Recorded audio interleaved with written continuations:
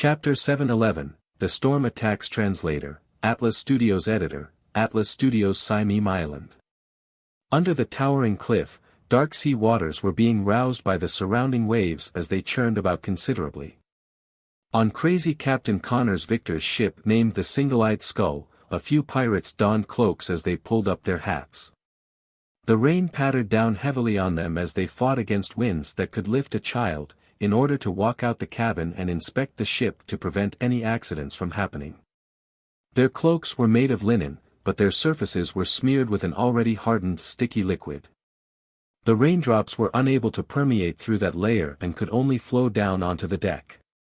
The liquid was Donningsman tree sap, produced from the southern continent's rainforest. It was naturally water-resistant and was quite commonly seen. It was originally rather cheap, but after a research team last year suspected that it had beneficial effects on hair growth, its price skyrocketed. In such weather it's suitable to be inside the Red Theater, drinking liquor, smoking weed, and having women in your arms. A pirate looked out of the shipboard and grumbled. His companion echoed him as he pulled at his cloak's hood. "I heard there's a bunch of new arrivals at the Red Theater. I really want to give them a try." "How did you learn of that?" another pirate asked in passing. He was met with a chuckle. "I heard it from the boss. It's not like you have no idea what captain's business is. That's why the boss knows plenty of human traffickers. Ha! They prefer to be called slave merchants. Speaking of which, I recall what happened that time." The pirate who spoke at the beginning wore a reminiscent look. Among the goods sent over, there was a young noble lady who had fled from her home. Her skin, figure, looks, tsk, were. I have no idea how to describe it. I still remember her to this day. What a pity that she committed suicide. As they spoke, they suddenly felt their vision brighten as they subconsciously looked up into the sky. Apart from the pattering rain, there was an abnormal silver bolt of lightning that was snaking its way through the dark clouds that hid the crimson moon and stars. Suddenly, a gigantic bolt of lightning that illuminated the surrounding waters smote down, heading straight for the Single-Eyed Skull. Boom! The bolts began to spread out randomly as the wooden ship burst into flames. Deafening thunder echoed in the pirates' ears. Right on the heels of that, silver bolts of lightning struck down like they were brandishing their claws. The tiny sailboat was instantly plunged into a lightning forest. At that moment, the thick lightning bolts that were about to interweave together had suddenly separated. They split apart in violation of the natural laws, and they failed to hit the Single-Eyed Skull. They hung close to the ship's surroundings before striking the pitch-black water, lighting up the surrounding sea as sizzling lightning bolts snaked out in a spectacle. The pirates on the deck suffered from the strike. One of them had been charred black like an overburnt piece of wood. Two collapsed as their bodies convulsed. There really is a problem. Above the gray fog, Klein couldn't help but sigh when he saw the scene of his lightning storm being dispelled. He was certain that this was a power at the level of a demigod. If he had rashly infiltrated the Single-Eyed Skull, even with creeping hunger, death knell, and Grozel's travels, there was no way he could put up an effective resistance against such strange powers. And by then, he wouldn't have the time to pray to himself and respond using the sea god scepter above the gray fog. Taking a deep breath, Klein made all the blue gems on the tip of the white-boned scepter light up. Around the Single-Eyed Skull, there were two kinds of sounds in the storm. One was piercingly sharp, as though it could prick through one's eardrums and penetrate one's brain. The other was deep, sounding like a beating heart as it struck on one's spirit body. This gave the pirates an extremely uncomfortable experience, with many having the urge to vomit blood. However, this was only the beginning. The sound of splashing water intensified as a dark wave surged up to a height of nearly 10 meters, running opposite the island's cliffside. The wave was like a wall created by a deity as he pushed it toward the Single-Eyed Skull with an invisible hand. This was a tsunami that Klein created. It could already be considered a calamity. The whooshing sound of the waves sounded like explosions as the pirates on board looked at the dark sky outside, the churning clouds, and the massive tsunami. It felt like the apocalypse mentioned in mythical legends had arrived. They lost all will to save themselves.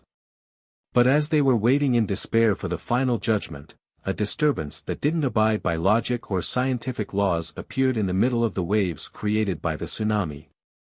An indescribable vortex rapidly took form as it tore through the entire wave, causing the terrifying waves to rapidly collapse as a result. Amidst a rapturous rumble, a secondary wave threw the single-eyed skull up high into the air as the gigantic wave from before dispersed, spraying a portion of its load onto the ship. One of the masts broke, and the ship was in shambles. Even the deck was completely flooded. Whoosh! A strong wind suddenly stirred and swept up the pirates, turning into a hurricane that exceeded its own limits, pushing the airborne single-eyed skull further towards the sea. The ship began to ride the squall as it flew across the sky, covering a distance of several nautical miles without landing in the undulating waters. It was as though it was an airship that continued stably proceeding forward. Klein was amazed at the demigod or sealed artifact of the corresponding level inside the single-eyed skull for nullifying the tsunami.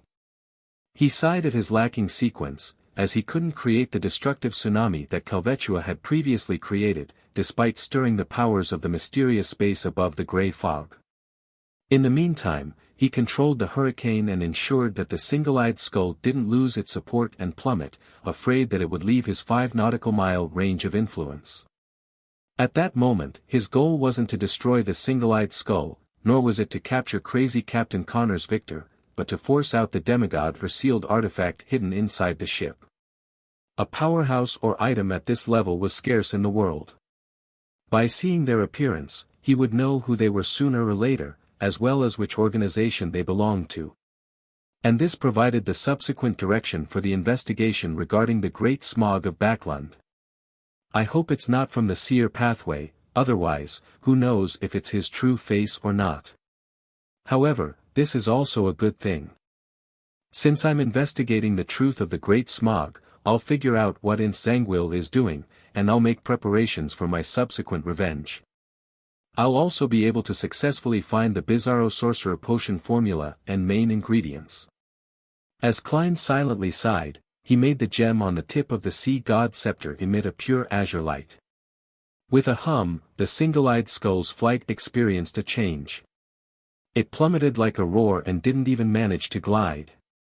Suddenly, it turned very, very light, landing on the sea's surface like a feather caressing a human's face.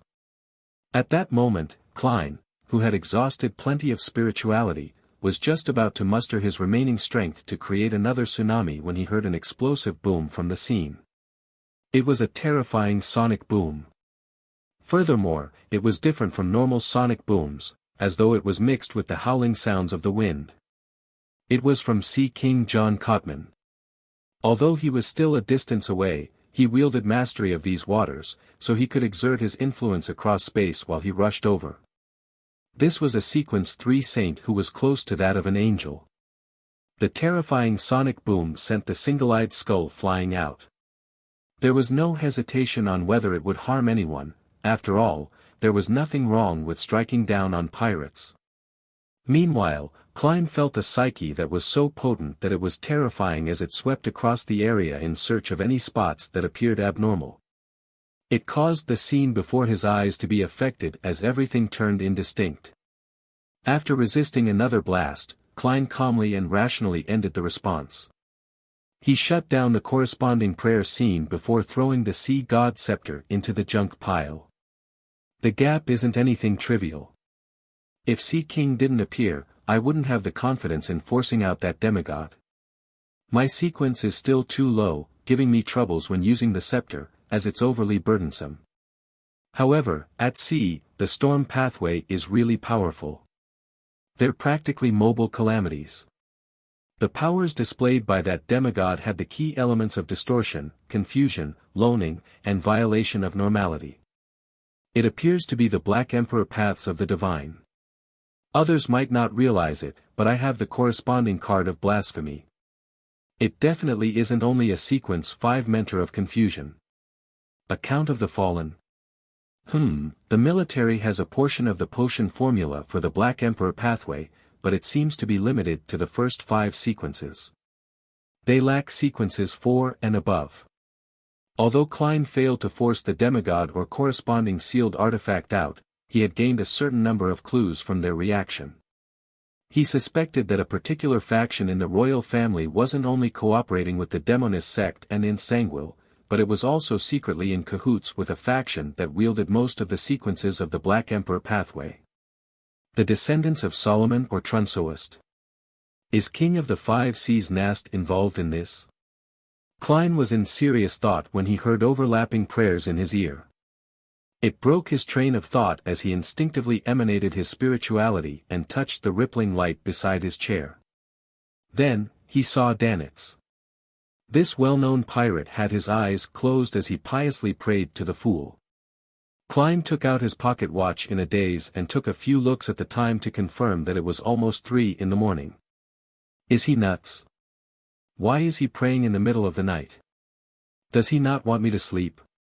Klein watched carefully in exasperated amusement and discovered that Danitz looked tipsy. There was even faint singing echoing outside. The crew members of the Golden Dream are having another bonfire party. Are they celebrating the departure of Gehrman Sparrow? To think they celebrated all the way into the middle of the night. Klein instantly understood why Danitz was praying at that moment. He took a deep breath as he emanated his will into the halo, saying in a deep voice, "Those who say my name are on my mind." See, King John Cotman arrived at Saimim Island as he began searching for the abnormal tsunami that had happened here, as well as the ship that belonged to an unknown pirate crew. He was certain that there was a demigod on board that ship. This tall and brawny cardinal of the Church of Storms with thick, dark blue hair, a high-ranking deacon of the mandated Punisher, clenched his fists as the dark clouds in the sky cracked open, sending crimson sunlight scattering across the sea. After identifying the positions of the stars, John Cotman flew in a particular direction. Suddenly, his speed slowed down because he saw a pirate's ship with a flag fluttering with the single-eyed skull emblem. The ship wasn't manned by anyone as it drifted in the wind. Scarlet flames were everywhere on it, along with charred corpses. In the middle of one of the masts, a middle-aged man was tied to it. He wore a triangular hat and a black eye patch. His exposed eye was widened and filled with horror. A wooden pole had impaled him in his chest as blood dyed everything. His life and spirit body had completely dissipated. Chapter 712, The Loyal Alger Translator, Atlas Studios Editor. Atlas Studios situated beyond the storm, the Golden Dream had crimson-red moonlight shine through the thin clouds and onto one of its rooms which was dark and unlit. Danitz was standing beside his bed, motionless. It was as though he had encountered the Beyonder powers resembling Medusa's petrifying gaze. He couldn't help but grind his teeth loudly as his feet indiscernibly trembled. An endless grayish-white fog and an indistinct figure that stood high above everything, saying the awe-inspiring words, "Those who say my name are on my mind," filled his mind. There really was a response. There really was a response. Danitz's lips quivered as he muttered silently to himself. He felt that his calves had gone soft. This was the first time he was receiving a response from a prayer. He was frightened out of his wits. He long knew that the Fool was an unknown existence, the figure whom the secret organization backing Gehrman Sparrow believed in, and that he had already made a connection due to chanting his honorific name. If he had any actions of disloyalty or betrayal, he would immediately die a baffling death, but this knowledge stemmed from the knowledge Vice Admiral Iceberg Edwina had taught him. He had never encountered similar situations before, and he had never imagined that an unknown existence would respond to him. When the fog, figure, and voice suddenly appeared before his eyes and ears, he learned for the first time that mighty existences would directly respond to their believers. Yes, deep down, Danitz had unknowingly changed the unknown existence into a mighty existence. Just as he recovered from his shock, he hurriedly took a few deep breaths as he attempted to pace about to relieve the remnant horrors in his heart. However, just as he took a stride with his right foot, he discovered that his legs had gone limp. All he could do was collapse onto his bed before barely managing to turn around to sit up. It really is a magnificent existence. It's real. Danitz muttered softly as he came to a clear realization that he had involved himself in something serious. Back in the book world, as he had only chanted the honorific name without discovering any abnormalities, all he felt was fear having known of the possible outcomes. Now, he was facing a hidden danger that finally outlined itself, as well a future he couldn't see clearly. How could he not plunge into an inescapable pit of extreme fear? After an unknown period of time, Danitz exhaled as he consoled himself. It might not be a bad thing.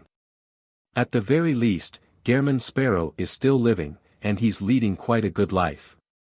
Upon having this thought, he forced a smile. I'm a member of a secret organization, and in the future, a person blessed by a magnificent existence. As his thoughts raced, Danitz decided to pray every morning when he woke up. He believed that no existence would dislike a pious believer. Of course, he would keep in mind the revelation and often pray inwardly. The next morning, Klein woke up normally, having exhausted himself the previous night. He slowly got out of bed and saw that the skies were blue and the ground outside was wet. The entire world seemed to be cleansed by water, making it abnormally fresh. However, the disorderly leaves, broken branches, and all sorts of trash were an indication that it wasn't a peaceful night. After washing up, Klein wore an ordinary Loanese face, ordered a cup of Gurney sap, something that originated from Simeem Island, and a rather heavy choice for breakfast, Tiativa, to make up for his previous night's expenditure. As he drank the beverage that resembled lemonade with sugar and milk, he ate the fresh, fragrant meal that mixed mutton and fish together, along with the sweet and slightly sour flavor of the fruit.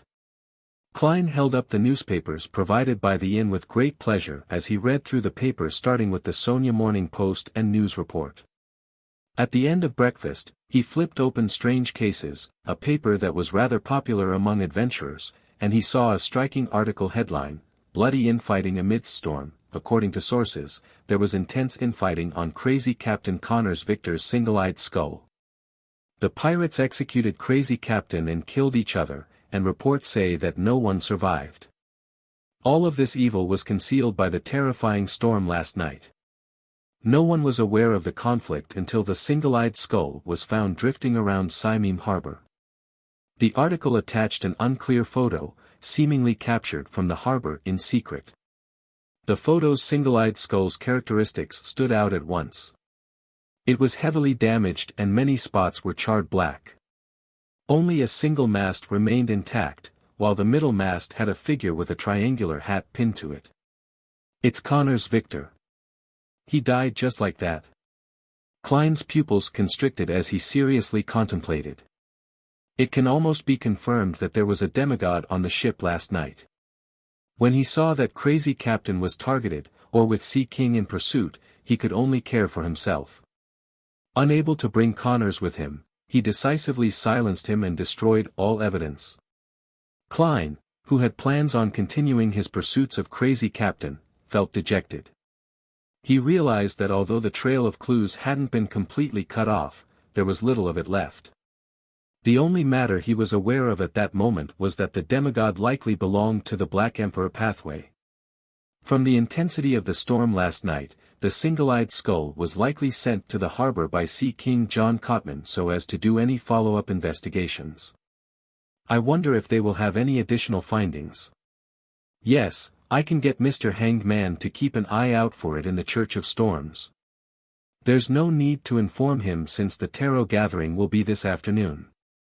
The world can directly commission him to do so. Klein quickly made up his mind before downing the rest of the Gurney sap. Then, he returned to his room and planned to retrieve the radio transceiver which he had placed above the grey fog for an extended period of time to contact the Rhodes. He wanted to see if it had any other clues regarding the Bizarro Sorcerer Potion formula. Having left Orvie's East Sea, which was also where the Aurora Order's demigod had previously targeted him, Klein now dared to use items with the grey fog's aura. However, He knew very well that he couldn't do it frequently, and each use couldn't be for too long, otherwise, there was the possibility of the true creator detecting it. Due to this reason and his wariness against erodes, he planned on doing whatever he could do himself, and he would seek advice from others if possible. He only planned on playing the question and answer game if he was out of options. In the Blue Avenger, which was docked at the Resistance's private harbor, Alger planned on getting one last resupply before his return to Pasu Island. After instructing his crew which items to purchase, he changed into local clothing, and he went straight for Byam. After circling a few times, he came to the Cathedral of Waves, planning on reporting to Diocese Bishop, Chogo, about recent developments. Although he was returning to Pasu Island and reporting his work to the upper echelons of the church, he knew very well who his immediate superior was. He knew that he needed to act appropriately and not make his superior believe that he was skipping the chain of command by directly establishing relations with the upper echelons. Chogo remained hale and hearty as he was very pleased with Alger's proactive reporting. After he heard that, he said with a brisk tone, "There's no need to worry about it. It's just routine reporting. I've already informed His Eminence Cotman that you're devoted to the Lord and are loyal to the Church. You're one of the most trusted captains, and His Eminence Cotman will inform the Council of Cardinals of this." He paused, but without giving Alger any time to speak, he continued, "In addition, there's another mission. Investigate people who are intimately tied to crazy Captain Connors Victor. This is a mission directly issued by His Eminence Cotman. You have to take it seriously. Investigate people related to crazy Captain." Alger was puzzled, but he didn't question it. Instead, he struck his right fist on his left breast and said, "Yes, Your Excellency." The grizzled Chogo nodded and thought for 2 seconds before asking, "Do you know Gehrman Sparrow?" This question sounded like a bolt out of the blue. It left Alger's pupils constricting as he nearly lost control on the spot. Thankfully, he was mentally strong, allowing him to barely maintain his normal state. "I've heard of him. He's been very famous recently. Not only has he hunted Wormtongue Mither and seriously injured Tracy, but he has also boarded Catlia's future." Alger droned on to hide the stirrings in his heart. Chogo made a terse acknowledgement. "You were at sea, so you're a little behind on the news. Gehrman Sparrow killed Curtius at Toscarter last week and obtained his bounty. That pirate was indeed a devil, a Sequence 5 devil." "Curtius? Agalito's second mate?" Alger asked with very honest emotions. He knew that Curtius was suspected to be a Sequence 5, but he didn't know that he was of the devil pathway.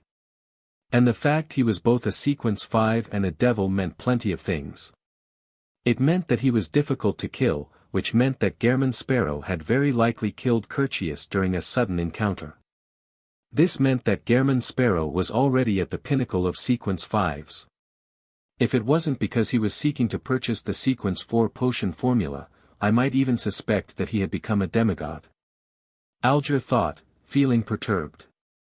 He was alarmed to realize that in a week, the world had obtained the Sequence 5 Ocean Songster potion formula and main ingredient, killed a Sequence 5 devil, and might very possibly have a Sequence 6 notary potion formula in hand as well.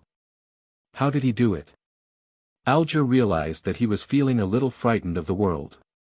Of course, it wasn't something unacceptable for him. This was because he knew that the world was Mr. Fool's blessed representative. And Mr. Fool's blessed clearly wasn't a single person. If one was responsible for the notary potion formula, while another was responsible for the ocean songster, then it was possible that Gehrman Sparrow had only killed Curtius. Although this similarly left one apprehensive, it didn't seem like a fabricated story. Chogo nodded solemnly. "Yes, Agalito's lack of reaction implies something. Focus on gathering information about Gehrman Sparrow." "All right, Your Excellency." Alger bowed reverently, having already decided to be perfunctory with the mission as much as he could. Inside the inn, Klein placed the radio transceiver on the table. Before long, rushed clacking sounds were heard. Chapter 713, 3 Questions Translator, Atlas Studios editor, Atlas Studios. Amidst the clacking sounds, the radio transceiver spewed out new illusory paper. On the paper were words composed of Loanese: "Great Master, your loyal and humble servant, Rhodes, has finally caught up to you. There's no need to be so excited. Oh, the way Rhodes speaks is as professional as always." He didn't express his bitterness about not being able to contact me for prolonged periods of time, nor did he question me about why I haven't been looking for it. It directly blamed itself by claiming that it hadn't caught up to me. It makes me feel a little guilty. But, I still need to be wary. Klein was momentarily at a loss for an answer. Rhodes didn't wait as it used the radio transceiver to produce an emoticon of carefully peeking out on the illusory paper. "Great Master, the ruler above the spirit world, your servant has sensed that you are one step closer to returning to your holy throne, am I right? This fellow has evolved really quickly. He's already using colored text to form a nascent form of emoticons. From Rhodes's point of view, I'm a true god taking steps to find myself. That's why, although it can clearly sense that I'm only a sequence 5, it still treats me with respect and is even more humble." Klein understood that the mirror was deliberately asking a question, so he nodded in a frank manner. "Yes. You have already answered my question. As an exchange and a rule that I need to overlook, you can raise a question to me." Rhodes typed quickly in response before adding a smiley face. Klein didn't hesitate and asked directly, "Where can the potion formula for Bizarro Sorcerer be found?"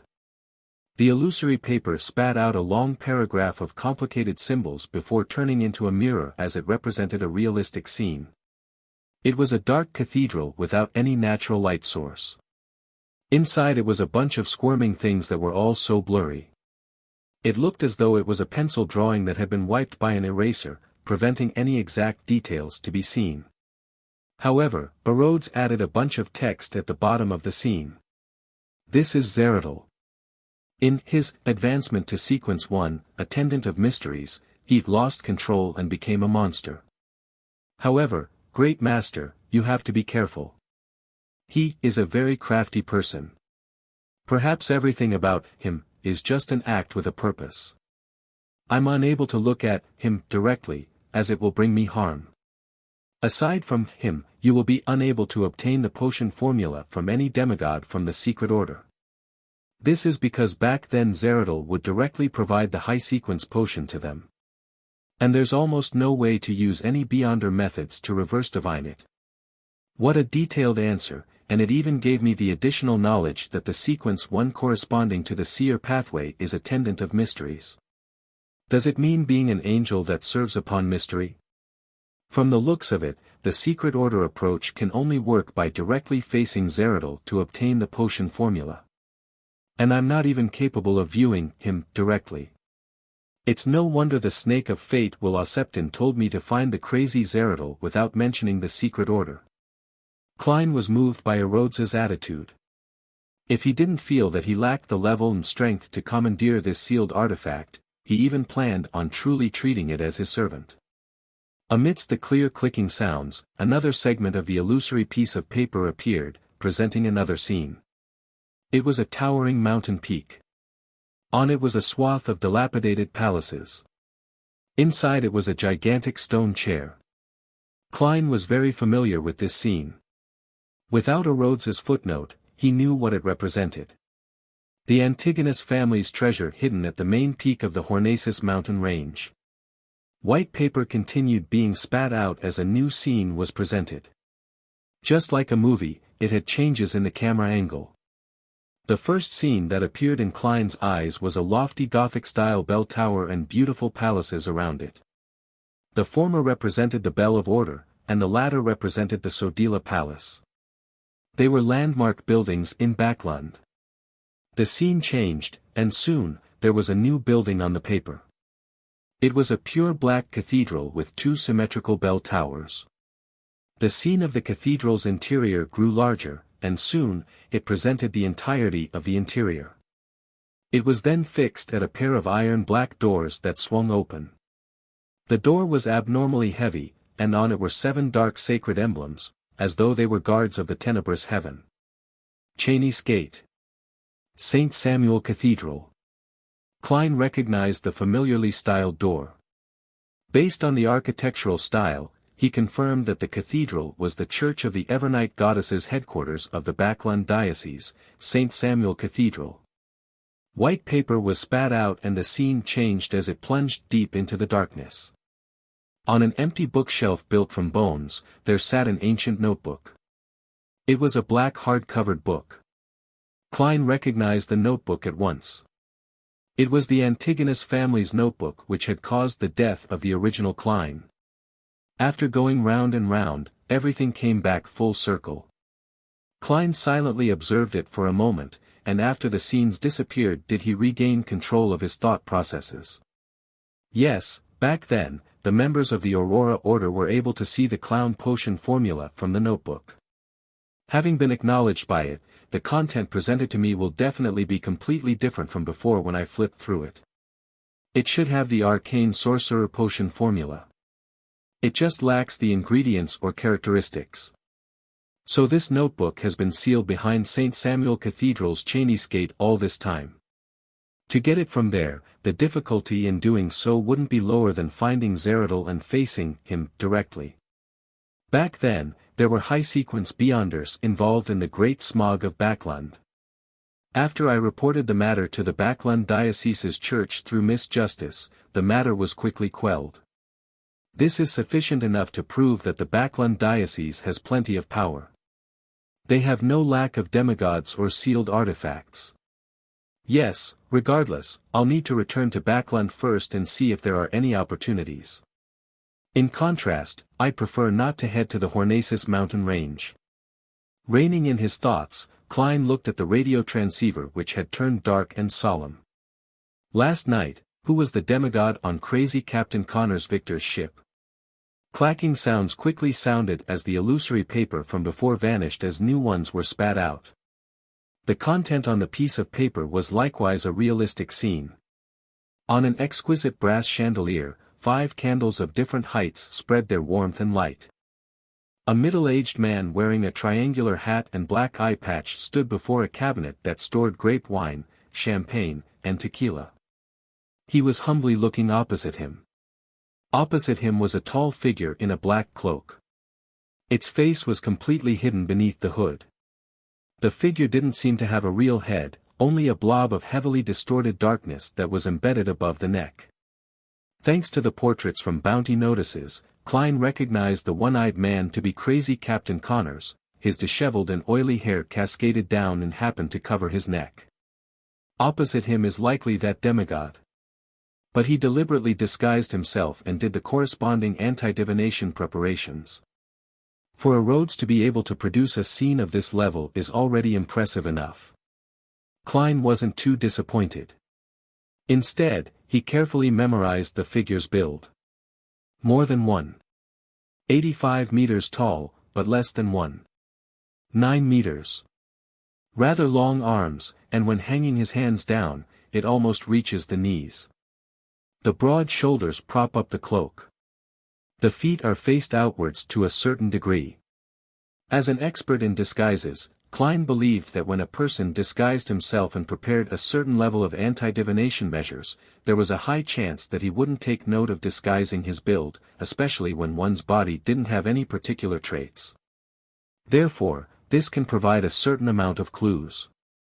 This allows Klein to find the person familiar when he sees the target. Very good. It's your turn to ask. After keeping that in mind, Klein stopped scrutinizing the figure as he waited for a Rhodes's question with piqued interest. He was curious as to how a Rhodes would continue breaking through his image of him.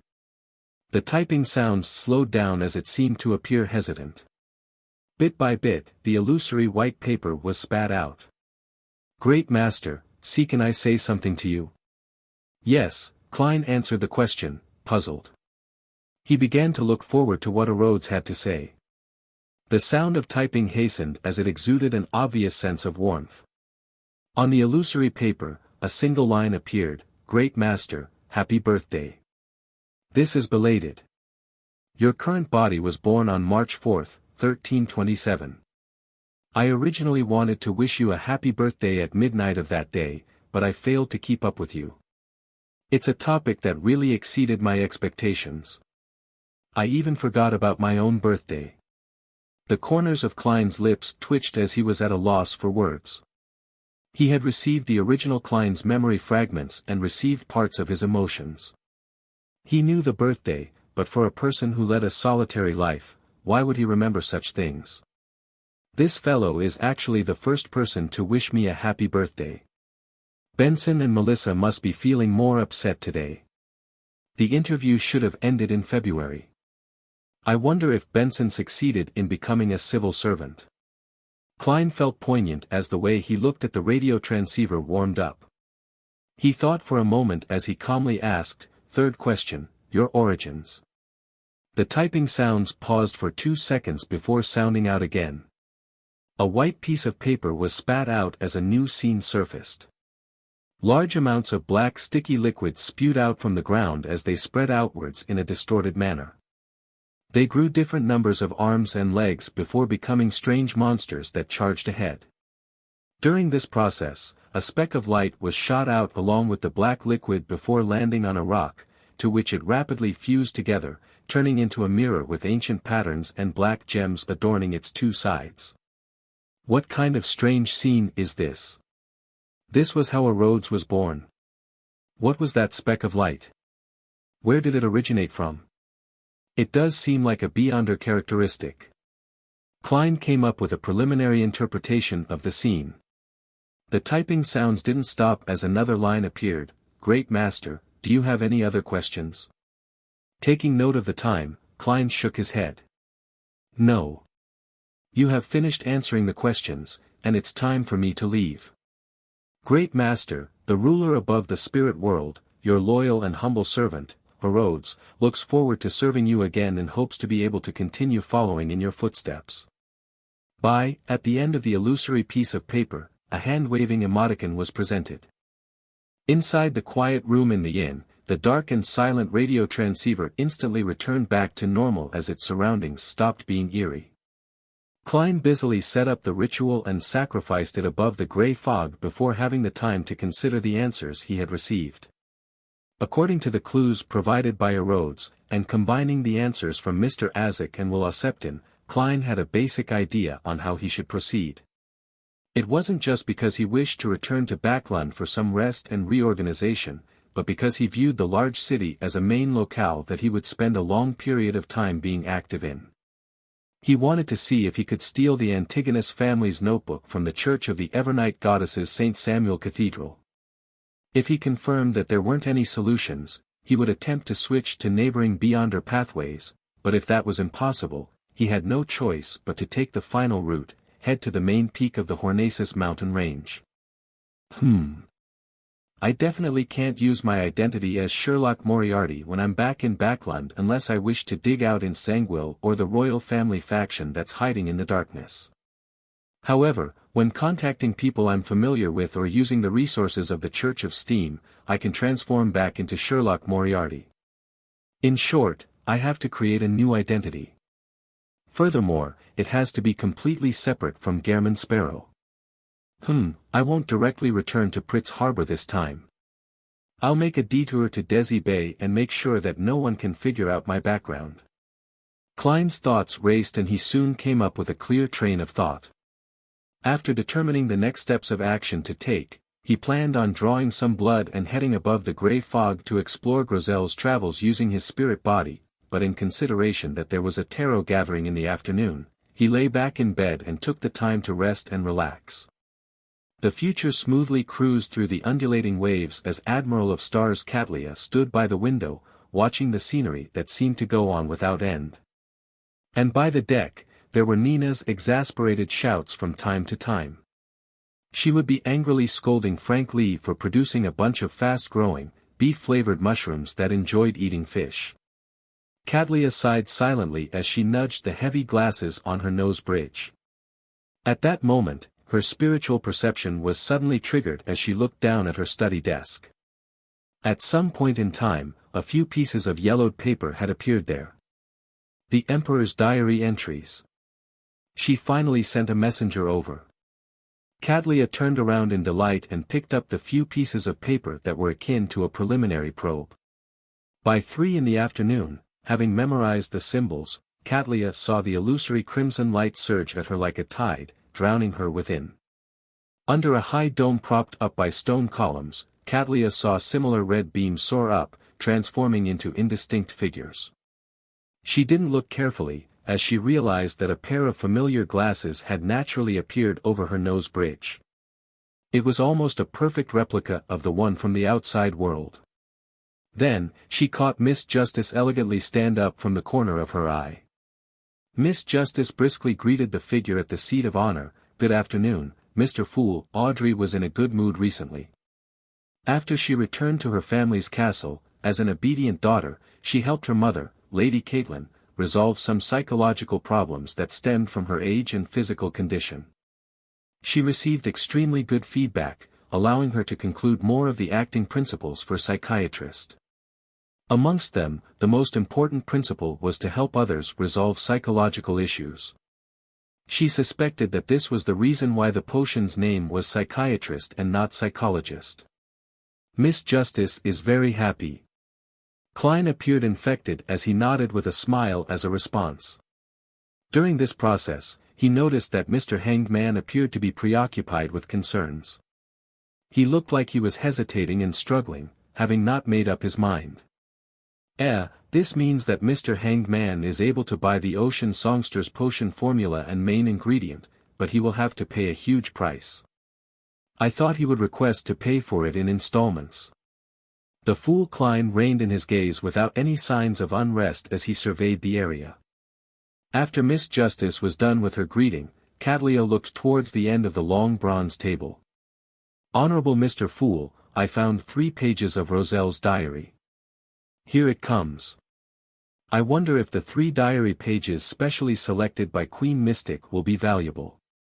For instance, providing clues to the card of blasphemy for the seer pathway. This will be able to provide me with another alternative." Klein was filled with anticipation as he calmly and naturally said, "Very good. You can think of a request." "Yes, Mr. Fool." Cadlia replied in an impeccable manner before requesting to conjure the contents of the diary pages. Upon seeing her behavior and thinking about how she acted in the dream, Klein was rather gratified. He felt like a teacher having successfully reformed a student. This is the first time Ma'am Hermit is providing Emperor Roselle's diary entries. With the standards and ability she has showcased, it's impossible for her to have failed to find it in the past. Yes, in the past, she was more of an observer. After being punished by Mr. Fool, she has truly integrated into our tarot club. Together with how Cadlia had performed last week, Audrey made a judgment.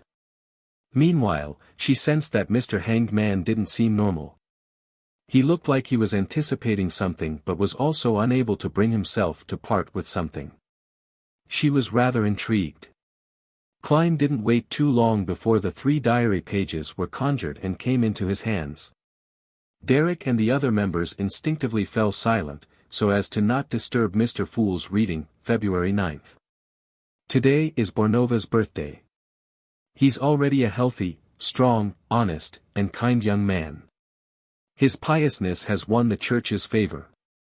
Everyone is congratulating me, saying that Bornova will definitely become a saint. They praise him for how pure and flawless his faith is. I should be very happy, but I can't hide my dismay. I wish that my children can be more human, to have more emotions. I hope that they can be themselves, and not just a believer of a deity. However, almost everyone believes from the bottom of their hearts that Bornova's present state is excellent. Matilda is the same. Likewise for Seal. Most of my noble officials share the same feelings. Only Bernadette shares my point of view. She has told me in private that she believes a person should be more self-centered, as long as they don't harm others.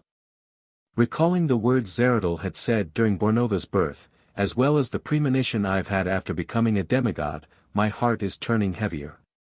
Adorable angel, what an adorable angel. Is this you being wary of me? Is this how you are attempting to control me? No, you can probably never understand the pride inside me. To me, so what if you're a deity? I can replace you. February 11th, contact with Zeradol was fruitless again. Ever since he obtained that Antigonus notebook, the number of times this secret order leader appears has been decreasing. I've no idea what secret he's scheming. Anyway, he will definitely not tell me. February 12th. I made a mystical item very suitable for Bernadette. This can allow her to effectively avoid the hidden sage's nagging, as long as she doesn't proactively pray and seek a response. Yes, this item seems to be able to help saints enter the easternmost front of the Sonia Sea where the battlefield of the gods is. It prevents one from being influenced by the true Creator's ravings, and that place likely hides the secret to the forsaken land of God. Ha, I was only making a present for my daughter out of fun. To think that it has such powerful effects. Bernadette, your dad is really the best artisan in the world. Best artisan? Does this mean that the Emperor had already reached sequence 2 of the Savant pathway when he wrote this diary entry, that he had become an angel? With the god of steam and machinery present, this is the peak an artisan can attain.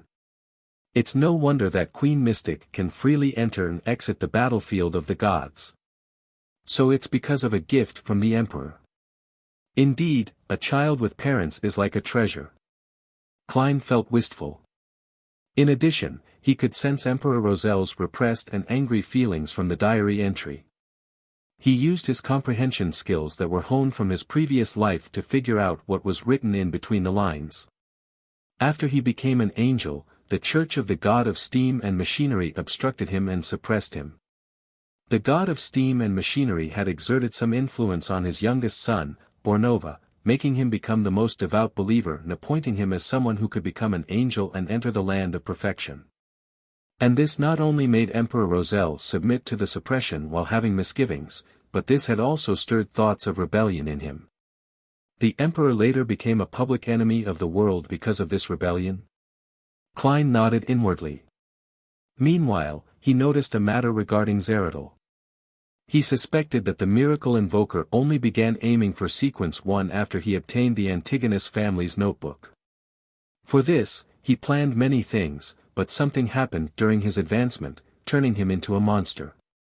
Of course, just as Arode said, Zeradol might not have lost control. He could be hiding something or plotting something. After quickly scanning through it, Klein flipped the page and looked back. It wasn't continuous, and it was brand new content. October 5th. A few primordial moon believers were caught by the Black Suits organization I established. They failed to complete the corresponding sacrificial ritual.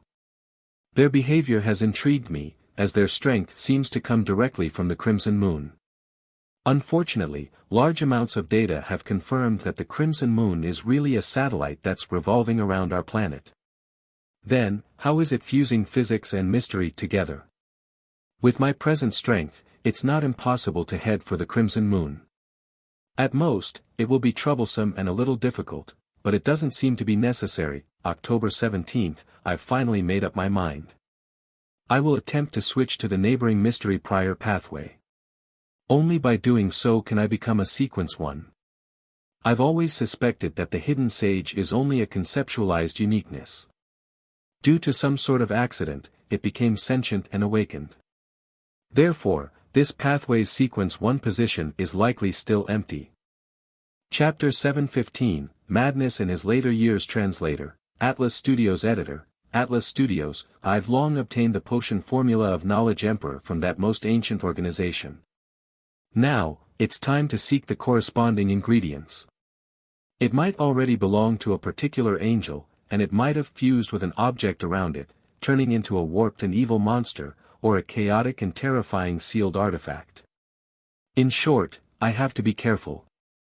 It's best that I find a suitable helper. Knowledge Emperor. This sequence 1 potion name is rather interesting. If I hadn't directly seen the blasphemy slate, I would have imagined that it belonged to the reader pathway, making it belong to the Church of the God of Knowledge and Wisdom. Even stranger, these two pathways aren't switchable. I once discussed this matter with that mysterious leader and old Mr. Hermes. We basically came to a consensus and believe that the reader pathway represents the omniscient part of omnipotent and omniscient. And the mystery prior savant corresponds to knowledge itself, which is categorized into two aspects. One is more about mystery, while the other is more about reality. When I become a knowledge emperor, Bernadette can stop worrying about the hidden sage's infusion of knowledge. She can also stop being afraid of pursuing knowledge. The emperor eventually switched to the mystery prior pathway. I wonder if he successfully became a knowledge emperor.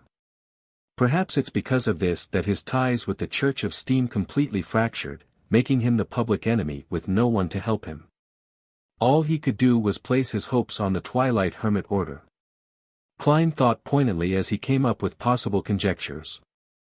Apart from that, he was rather interested in the Emperor's explanation of how the reader pathway wasn't interchangeable with the mystery prior and savant pathway. He believed that by deepening his understanding of it, he might be able to figure out the rules and rationale behind the interchangeability of Beyonder pathways.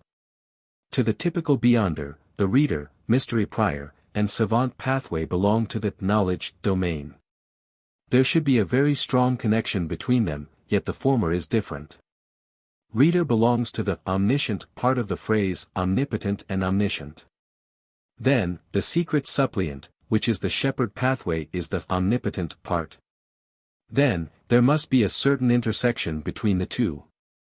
For example, being potent as a result of being erudite, and being erudite as a result of being potent. Therefore, they can be interchanged. Starting off from this angle, the storm pathway can be understood as omnipotence in the sea, land, and air domain. The spectator corresponds to the psyche, making it a powerful supplement for storm. Then, why can the sun pathway be interchanged with them? Considering how there was an ancient sun god who was deemed to be omnipotent and omniscient, does this mean that the sun pathway is the foundation that accommodates omnipotent and omniscient? Yes, according to such a thought process, mystery prior and savant are different aspects of knowledge itself. That's why they can be interchanged. Then, how is assassin and hunter differentiated? What about the Evernight, death, and god of combat pathways? In moments, Klein thought of many things, but he didn't have the time or sufficient knowledge to delve deeper into his analysis. All he could do was temporarily throw the corresponding questions to the back of his mind and will the third diary page to the top of the stack. At a cursory glance, Klein suddenly became focused. This was because the diary page was very different from the past ones. It didn't have a date, and the words were spaced apart. Because it was the original copy, the weight placed on the page when the words were penned was obviously out of the ordinary. Klein swept through the page as the contents were reflected in his mind. No. Impossible. How can that happen? If my predictions aren't wrong, I'm not the only one who met with that encounter.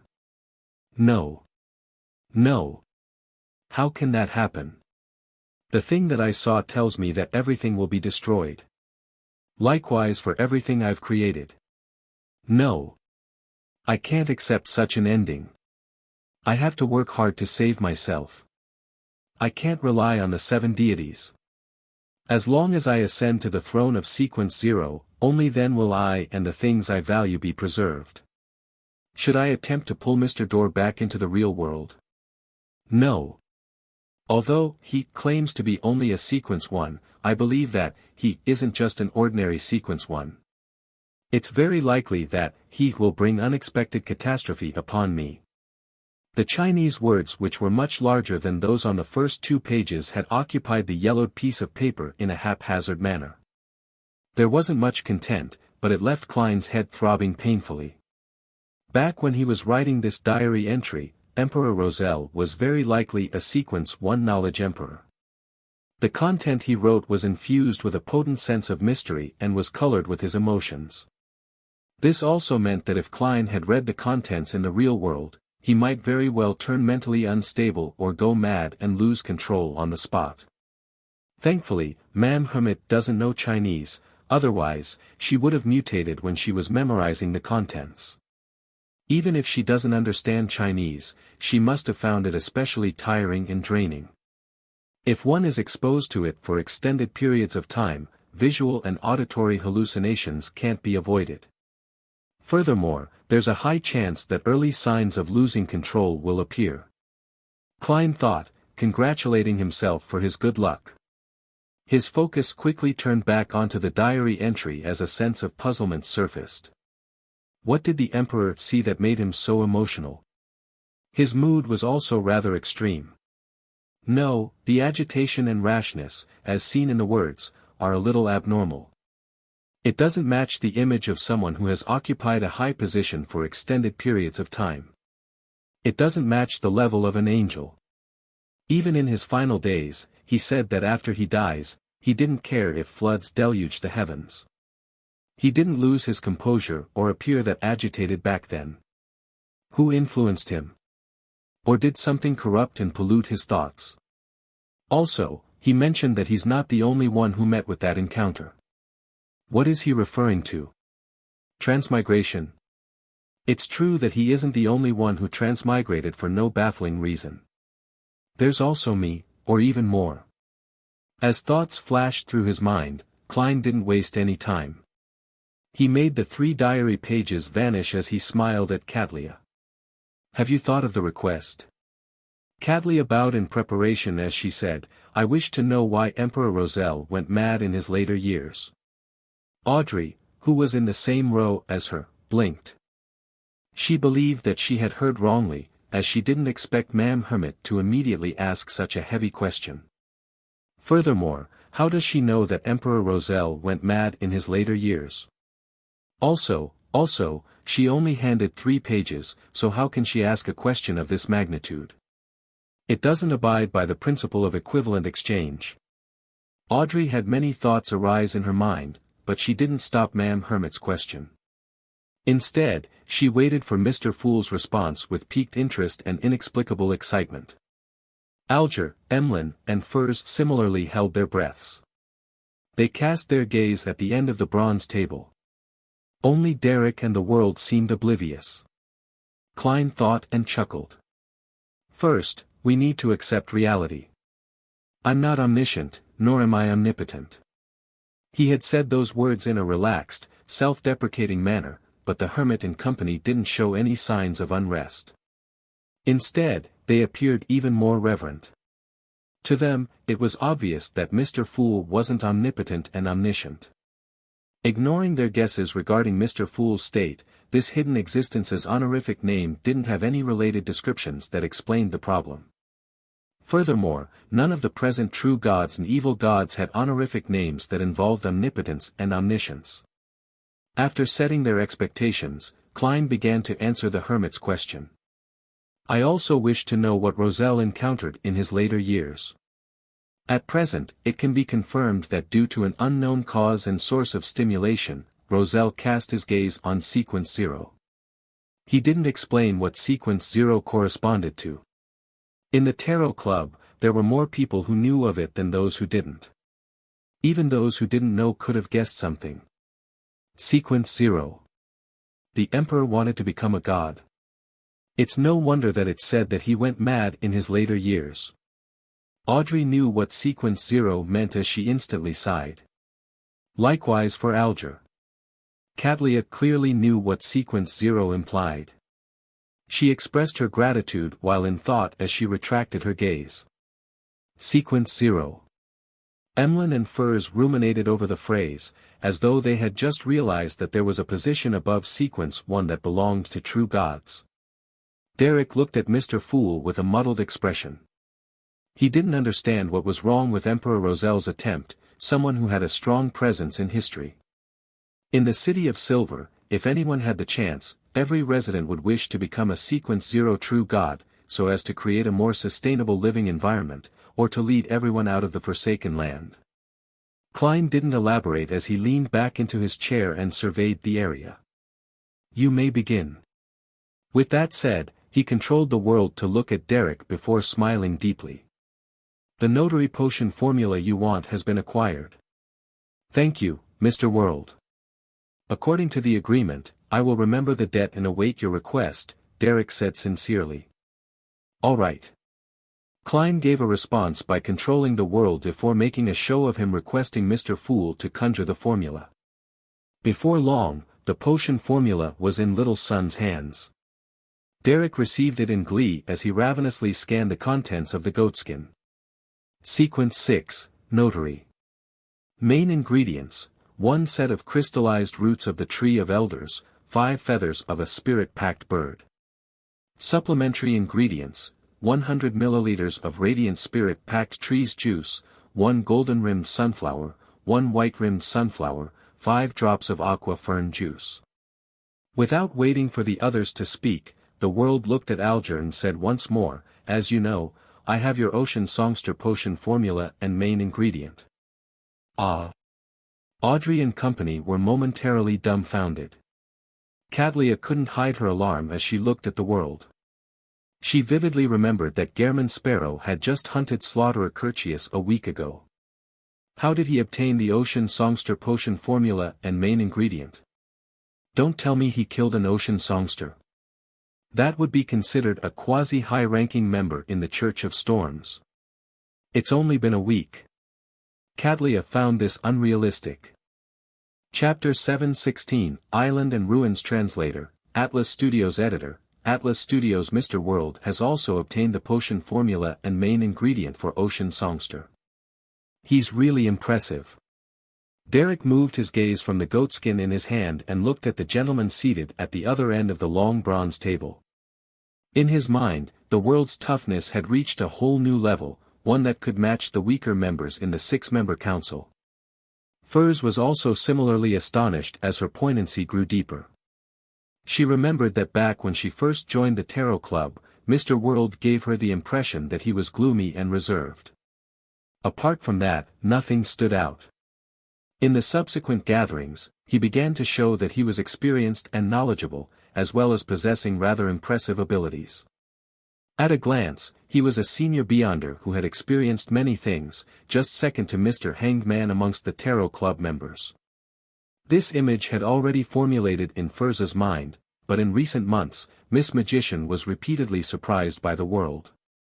He was first capable of obtaining rather important information, and following that, he sold plenty of Beyonder characteristics in a short span of time. He made her involuntarily suspect if he was a Beyonder assassin who was active in the mysterious world. She feared him from the bottom of her heart, but along with that came happiness. This was because it meant that she could commission Mr. World with certain requests that would be met with high chances of success. When the new member, the Hermit, appeared, Furs even imagined that Mr. World's halo would be blanketed by this powerful lady.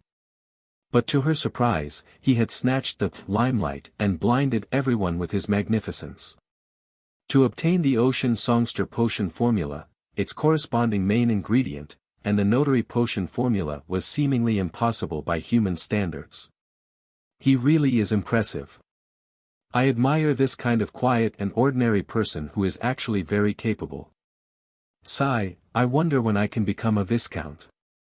After this hunting competition, the winner will receive a prize that's likely something that will allow a sanguine to become stronger.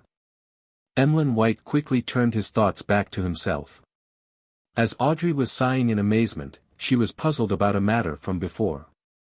Why is the impressive Mr. World not searching for Emperor Roselle's diary pages? He's not like Ma'am Hermit. He has already joined the Tarot Club for quite some time, and he doesn't need to observe. It's not like he doesn't have any requests that don't require him to search for Emperor Roselle's diary pages to obtain something from Mr. Fool. Then, why isn't he searching for them? Has he privately submitted them? But why? Imperceptibly, Audrey felt that Mr. World and Mr. Fool had a connection to a certain degree, but she wasn't able to confirm it, as there were just too many possibilities. At this moment, Alger turned to the seat of honor after a few seconds of silence. Honorable Mr. Fool, I wish to communicate privately with the world. Here it comes. Klein nodded with anticipation as he isolated everyone's senses. Alger waited for 2 seconds before turning back to look at the world, Gehrman Sparrow. I will use an unknown primitive island's coordinates in exchange. On the island, there aren't only extinct beyonder creatures that cannot be found on the northern and southern continent, but there's an ancient ruin of unknown age. Back then. Phew. It was discovered by Kalangos and me. Back then, we lacked the strength to delve deep inside it. However, he discovered certain traces, and he suspected that the ruins hide something extremely important. He believes that the value isn't lower than a card created by Emperor Roselle. My strength is inferior to Kalangos, and I didn't go as deep as he did. I had no idea what he saw, other than guesses about the situation from his remarks. What Mr. Hanged Man said holds plenty of information. From the looks of it, he long knew Vice Admiral Hurricane Kalangos. They had even adventured together and found the primitive island in ancient ruins. And previously, he was also the one who thought of finishing off this pirate admiral while he was away at sea. Mr. Hanged Man isn't an ordinary member of the Church of Storms. His past seems very complicated, and he hides many secrets. Yes, a primitive island's value isn't small. For a secret organization, this can be the foundation to support the growth of its members. Klein controlled the world to appear to be in thought as he attempted to obtain more information from the Hanged Man. With the world not rejecting or agreeing, Alger, who had calmed down, calmly said, "On the island, there are traces of demigod-level beyonder creatures. To you, that should be something valuable. On this point, I can swear on Mr. Fool's name. I guarantee that I'm not lying. After I obtain the Bizarro Sorcerer's potion formula, I'll have to consider how to obtain the corresponding ingredients. At the level of a demigod, money becomes of little use. Trading gives me the highest chance of obtaining something I need. The location of demigod-level beyonder creatures is important. That ruin is also quite interesting." The world didn't hesitate as he chuckled. "Deal." Alger didn't immediately receive the ocean songster potion formula. Instead, he said, "I have a condition. I wish that on your first exploration of the primitive island, that you will do it with me. With Mr. Fool watching all of this, I believe you won't be concerned that I'll be up to no good." Klein considered it for a moment and made the world nod. "No problem. I will need companions when heading to dangerous places. I hope that you will have the required strength." Alger wasn't angered by the world's tone as he heaved a sigh of relief. "That's why, I wish that your first exploration will be after I advance. Of course, if I were to lose control because of my potion, this agreement will naturally be null and void." "No problem," the world replied without any qualms. Alger didn't harp on the topic. After obtaining Mr. Fool's agreement, he conjured the situation of the primitive island on a goatskin. It's along the periphery of the Roarsted Sea. It's quite a big island, almost the size of Blue Mountain Island. Klein received the goatskin and quickly scanned through it to gain a general understanding of the primitive island. He quickly looked up and said, "I'll hand over the potion formula and main ingredient after the gathering ends." "All right." Having made his choice, Alger no longer had any reservations. When hearing that, he felt upheavals going through his heart, but he appeared even more staid on the surface. After the duo's private conversation came to an end, Catlia retracted her gaze at the world and looked at Furs. "The meteorite crystal has been obtained. 600 pounds for 60 grams. That's fast. Ma'am Hermit is really efficient." Furs felt delighted, but she was also stumped.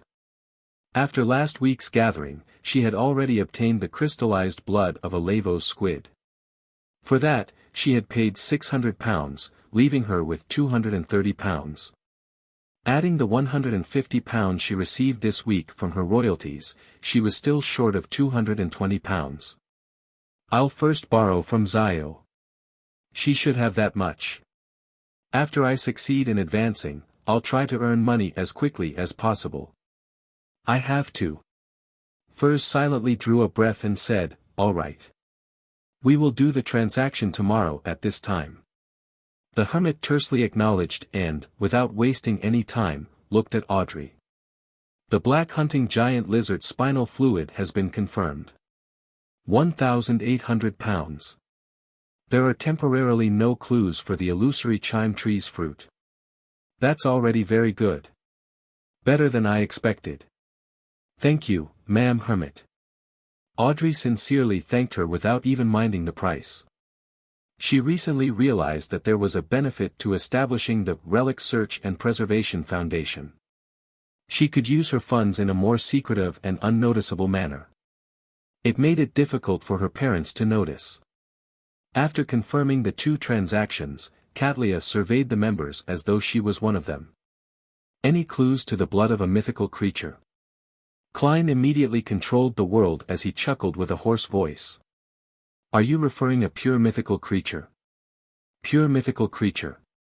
There are impure mythical creatures. Audrey and company were puzzled but interested by what they heard. Katlia was taken aback as she said, a pure one, which means the blood of an angel. 1 drop is enough. She didn't introduce it in detail back then, because she believed that for the time being such a high-level object wouldn't appear in the Tarot Club unless Mr. Fool was willing to provide her with help. And clearly, Mr. Fool didn't need anyone to explain to him what a mythical creature was.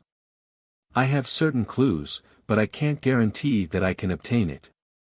Furthermore, it might take another 3 months at least. Klein controlled the world to give the response. The other Tarot Club members fell silent. They never expected the world to have clues to an angel's blood. What can't he accomplish? Audrey, Furs, and company had their impression of Mr. World refreshed again. As for Alger, he suspected that the world would seek Mr. Fool's angel for a drop of blood. After a brief moment of silence, Emlyn, who suddenly realized that his advancement wasn't necessarily as obvious as the other members, weakly said, "Are there any clues regarding my previous commission?" Furs immediately said, "There are suspected cases. I will continue investigating." Burdened with debt, she was motivated to work. At the end of the trading segment, Derek mentioned his request of buying the crystallized roots of the Tree of Elders. As for the feathers of a spirit-packed bird, the City of Silver had it in their special warehouse. In addition, he also sought to purchase the golden-edged sunflower and other supplementary ingredients. They were commonly seen items in the outside world, but they were lacking in the forsaken land of God. The crystallized roots of the Tree of Elders and the supplementary ingredients aren't difficult to obtain. Emlyn's attention was caught as he said, "Then, what can you use in exchange?" Back when he provided Miss Justice with the fruit of the Tree of Elders, he had already learned where the crystallized roots were. Derek thought and said, "A beyonder characteristic of a Sequence 5 vampire." It was quite a commonly seen monster in the depths of the darkness. "Sanguine," Emlyn said through gritted teeth. "There's no rush. I'll tell you when I've decided what I need." He didn't want an item obtained from a transaction to overlap with the prize of the hunting competition. All right. Having already owed a debt to the world, Derek was relatively at ease. After a moment of silence, Klein rapped the edge of the model table to indicate the commencement of the free exchange. Chapter 717, The World and Hero Bandit Translator, Atlas Studios Editor, Atlas Studios. Inside the ancient palace standing above the grey fog, Alger wasn't in a rush to mention the matter regarding crazy Captain Connors Victor. He turned his head to look at the sun. "Are you still in Afternoon Town?" Derek nodded honestly. "Yes, we took a very long time to establish a camp. Later, with small teams, we wiped out the remnant monsters, one street at a time, in search of any ancient ruins that might still exist. Although this process is slow, it's sufficiently safe." His answer was extremely detailed, and it gave the impression that Mr. Hanged Man could ask more questions if he wished to know more. Audrey listened with interest as she raised her hand slightly. "With all of you staying in Afternoon Town for so long, what do you rely on for food? Is there any black-faced grass nearby?" She had long heard from Little Sun that the City of Silver relied on the black-faced grass that they grew around the city as their source of sustenance. "We carried a portion of powdered black-faced grass, but the main source of food comes from hunting those monsters. Once the Beyonder characteristic is expelled, a large proportion of them can be eaten once we skin them and roast them with fire. However, there's a certain degree of corruption in the meat, which will result in psychological problems. We can't continuously consume the meat, and we will need to spread out the intervals, Derek replied in a serious manner to Miss Justice's question. Audrey recalled the few monsters in the depths of the darkness mentioned by Little Sun, and having terrifying vibes about the dark and eerie area around the City of Silver, she couldn't help but press further, wouldn't that be very disgusting? Furs, who was attentively listening to the other members' conversation, was inspired by this question. She deliberately didn't look at Emlyn as she asked Derek with piqued curiosity, I remember you mentioning that monsters in the depths of the darkness include vampires. Their bodies run with pus and are extremely ugly. Then, how would you consume vampires after killing them?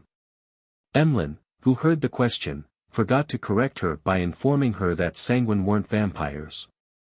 His expression turned livid as he felt an inexplicable feeling of indescribable horror. Derek was silent for 2 seconds before saying, there are some monsters that are indeed disgusting, very disgusting. Just like the vampires as mentioned by Miss Magician, but we have no choice. As long as it's edible, we will eat it.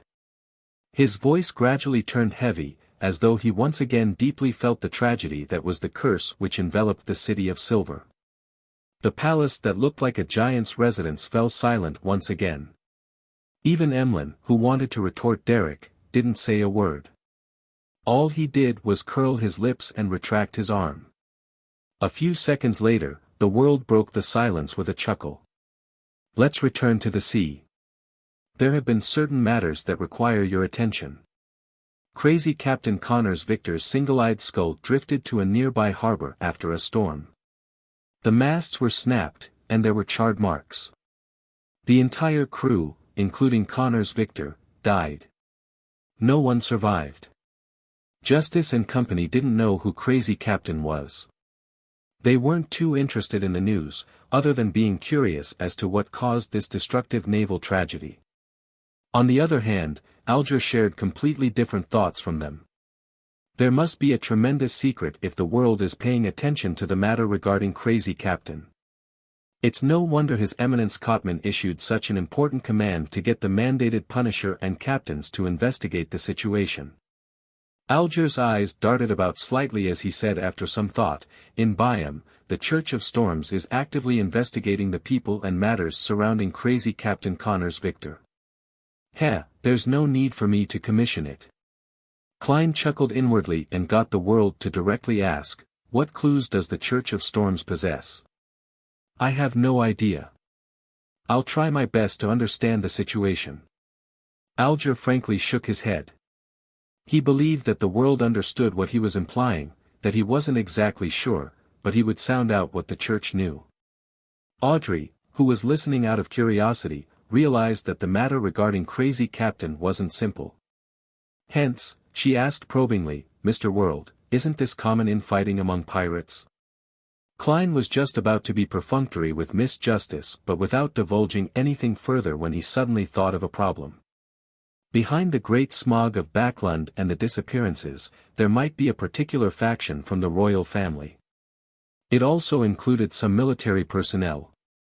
And Miss Justice would lean towards the nobles and royal family both her emotions and from her standpoint.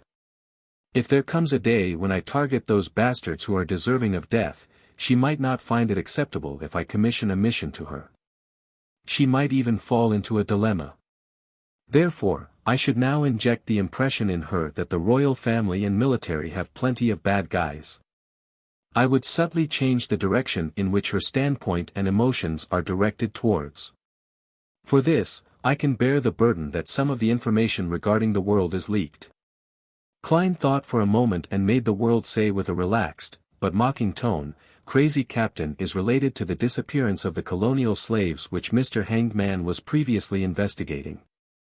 The Demonist sect takes the people who are tricked or abducted and hands them over to Vice Admiral Aylman Tracy, and they have them ship the people over to the northern continent's East Seas coast. Then, with Crazy Captain Connor's Victor, it completes the last mile. This pirate is intricately tied with many human traffickers and slave merchants in loan. Back when I informed Mr. Hanged Man of the news in January, someone witnessed Balin, who was involved in the disappearance cases, with a MI9 member who is loyal to the royal family. Also, Bakland's largest human trafficker, Capim, had guards from the Arbiter pathway. With so many matters compounded together, do you think that Crazy Captain's death is simply a result of pirate infighting? Heh, I've always wondered why the person behind all of this needs so many slaves. The connections between the clues were clearly presented before Audrey, Alger, and company. It made them suddenly realize a lot of things. Mr. World left Bakland and headed for the sea to seek out clues. He's always been investigating the truth behind the Great Smog and Prince Edisac's death. According to the information he provided, it's clear that the true murderer hasn't been punished. He's still hidden inside the royal family, and there's a portion of the military who are working for him. How despicable. This kind of person should be thrown into hell. How does Mr. World know that the guards around Capim were Beyonders from the Arbiter pathway? Did he fight with them? Audrey's mind raced as she suddenly made the connection. Capim was killed by hero bandit Black Emperor. The latter clearly knew which pathway Capim's guards belonged to. Hero bandit Black Emperor is Mr. Fool's blessed. Mr. World is suspected to have certain connections with Mr. Fool. He has never sought Emperor Roselle's diary pages. Therefore, Mr. World is hero bandit Black Emperor, and he's also Mr. Fool's blessed. He doesn't hand in Emperor Roselle's diary pages because he hands them over in private. Some of his actions from before were to hide his identity as a blessed. This is a test given to him by Mr. Fool. It's really hard to connect Mr. World with hero bandit Black Emperor. The latter feels like a hero. Audrey felt like she had stumbled upon the truth as she began to wonder what kind of person Mr. World, who was also hero bandit Black Emperor, was actually like in real life. Alger and Catlia instantly understood why Gehrman Sparrow had attacked Tracy. This blessed was seeking out the truth behind the Great Smog of Bakland. And the truth hidden behind this was something Mr. Fool was interested in. Furs and Emlyn, who lived in Bakland, also vaguely sensed something when the world mentioned Capim. After all, hero bandit Black Emperor's legend was rather striking in the recent half a year. He became an important character in many run-of-the-mill novels. Even Furs herself had thought of making him the protagonist in a love story between a hero bandit and a young royal lady. They finally understood why the world had noticed in time that something was brewing in Bakland and that a tragedy was about to happen. This was because this gentleman had been tracking the corresponding clues the entire time. From the looks of it, the matter in Bakland is far from over. There will likely be another accident in the future. I really wish to flee from this place immediately, but Zio definitely wouldn't want to. I have no way of explaining this to her. Furs suddenly had thoughts of fleeing Bakland. Emlyn wasn't too afraid. From his point of view, the Sanguine's important figures were in Bakland and were definitely able to provide some protection if a disaster really happened. After 2 seconds of silence, Alger said in a serious manner, "I will try my best to investigate this matter." He had already sensed that the truth behind Crazy Captain's death hid a rather terrifying storm. As such, he was a little apprehensive and afraid, but he also trembled with excitement that he was involved in the most important matter regarding the southern and northern continents. After Catlia heard that, she nodded. "I will also seek out relevant information. If there are more clues provided, perhaps I might be able to help." Klein thought for a moment before letting the world speak frankly. On the night of Crazy Captain's death, a high-sequence Beyonder suspected to be from the Black Emperor pathway appeared on his ship. However, this demigod managed to escape before John Cotman arrived. Black Emperor pathway, demigod. Alger and Catlia ruminated over these phrases as they considered an angle of attack. Audrey and company were astonished that the Tarot Club had discussed the development of demigods to something directly involving demigods. The cases that they were involved in were really increasing in level. As for Derek, he didn't understand a thing. With crazy captain's matter coming to pass, Katlia glanced at the world before deliberately mentioning her tidbit. Another incident happened at sea. Last week, the crazy adventurer Gehrman Sparrow hunted the second mate of the King of Immortality, Slaughterer Curtius. He was a sequence 5 beyonder. How impressive. Furs, who was only a sequence 8, sighed from the bottom of her heart. She knew very well what it meant to be a sequence 5. Yes, he really is a legendary adventurer, Audrey echoed. Emlyn turned agape before he closed his mouth. He felt that he was still a distance away from that level. Alger said without any signs of unrest, it's because of this that the investigation of Gehrman Sparrow's origins has become an important mission of the various major organizations. Are you implying that the Church of Storms has gotten you to investigate me? Klein instantly read in between the lines as he made the world chuckle.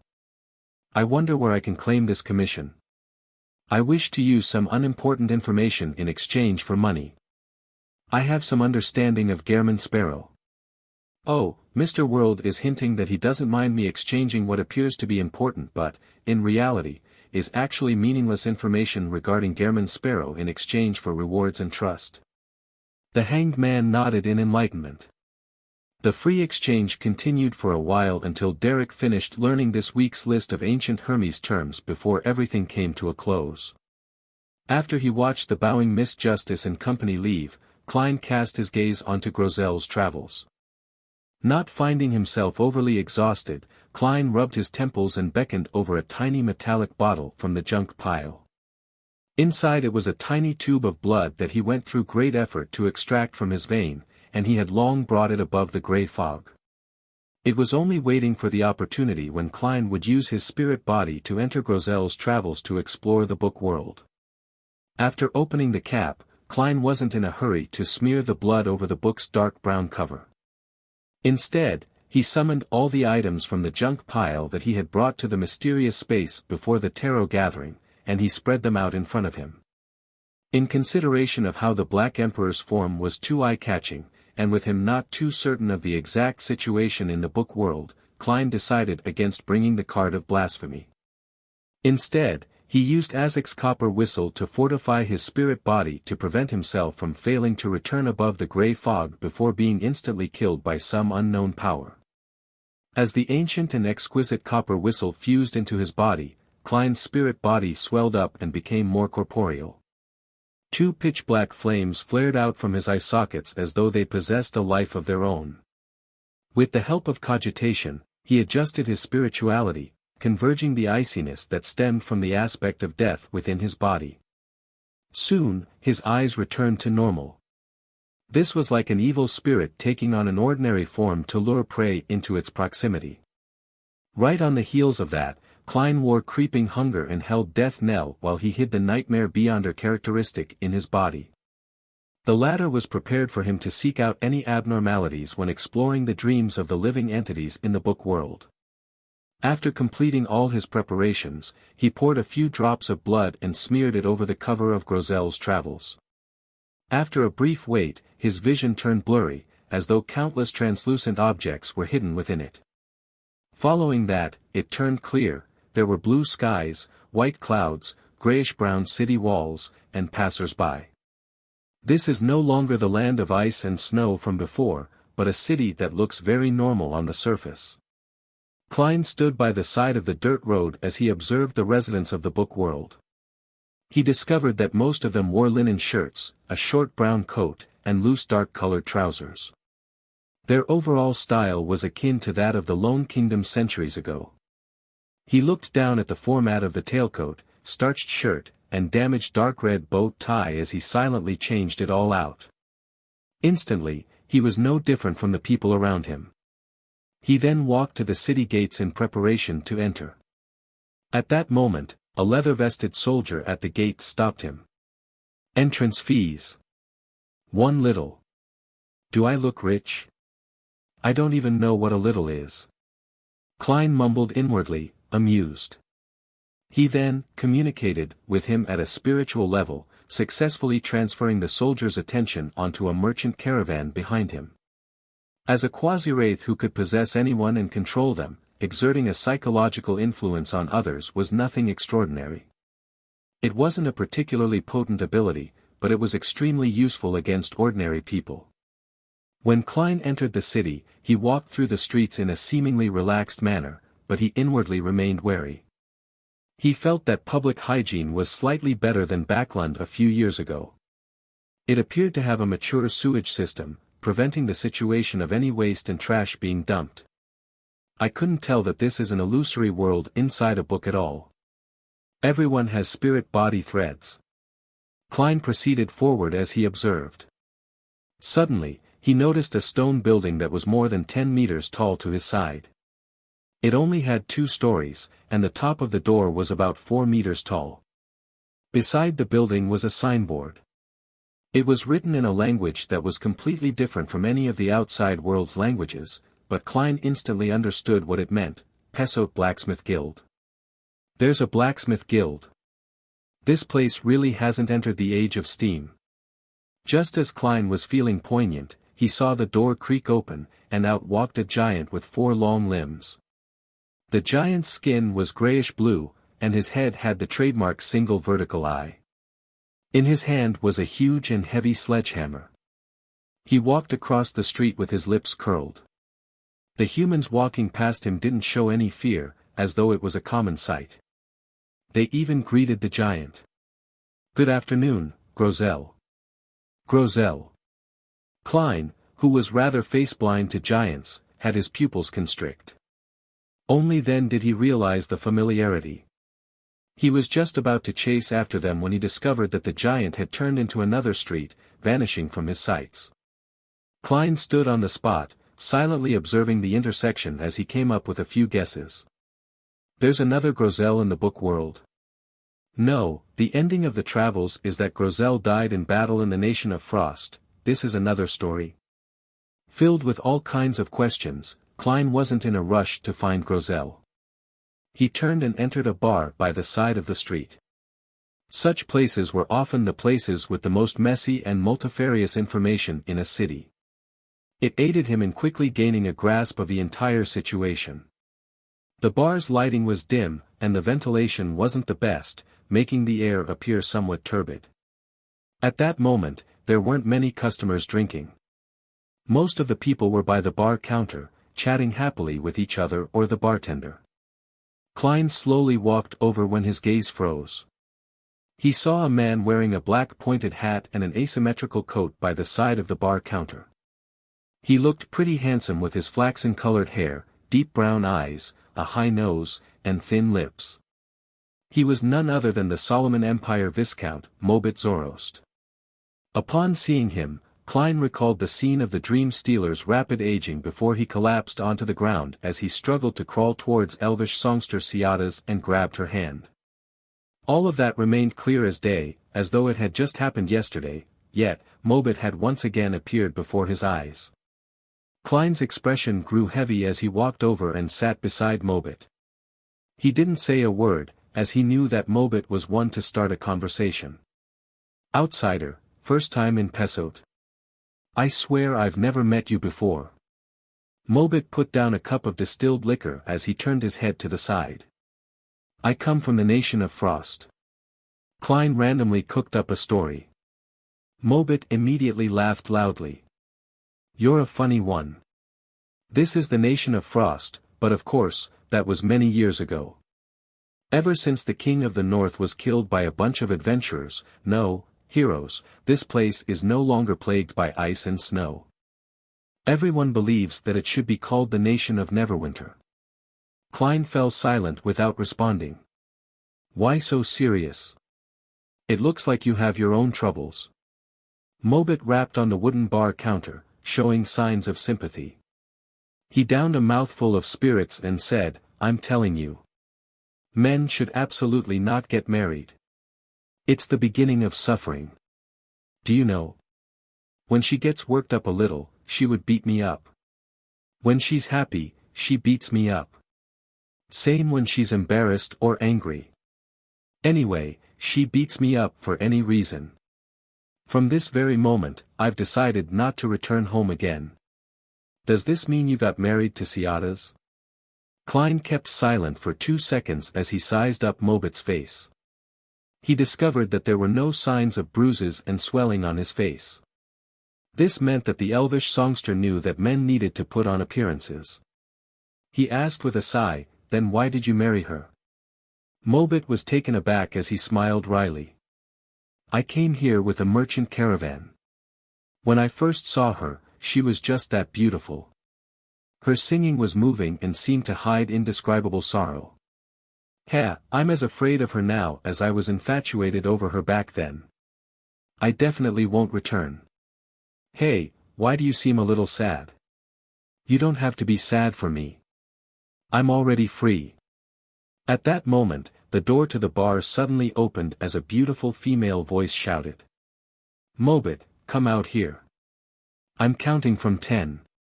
Never come back if you don't come home." 10, 9, Mobit immediately jumped up and ran to the door. As he ran, he muttered, "I know you don't have any patience. You always jump to 2 after counting to 8. Klein turned his body and saw Ciata's figure, but he no longer had the intention of communicating with her.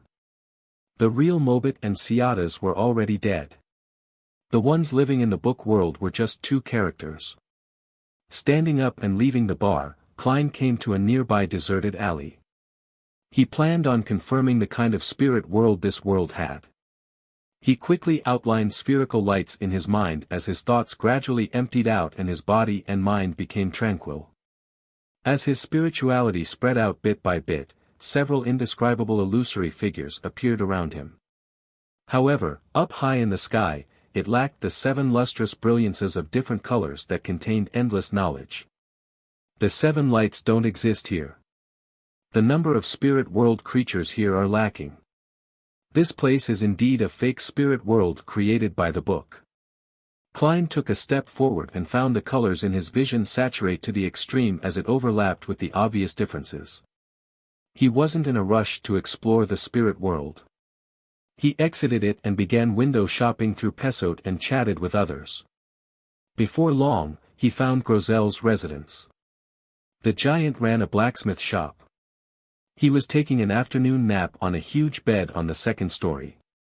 Klein directly entered by passing through the wall and came to Grozel's side. He observed the giant for a few seconds and took out the nightmare beyonder characteristic from his spirit body. With some difficulty, he used some of its powers that it came naturally equipped with. Deep, serene darkness quickly spread as it instantly enveloped Klein and Grozel. And in a spirit body state, Klein directly saw a blob of irregular hazy spherical light. His spirituality immediately emanated over and touched the spherical light. All sorts of scattered scenes instantly flashed past around him before fixating on a forest with towering but withered trees. On the other side of the forest was a mountain and steep cliffs. At the top of it was a magnificent palace. The palace was huge and opulent, and it didn't seem suitable for humans. It gave him the impression like it was from a myth as the light of dusk that scattered above it seemed frozen. Klein had seen this palace before.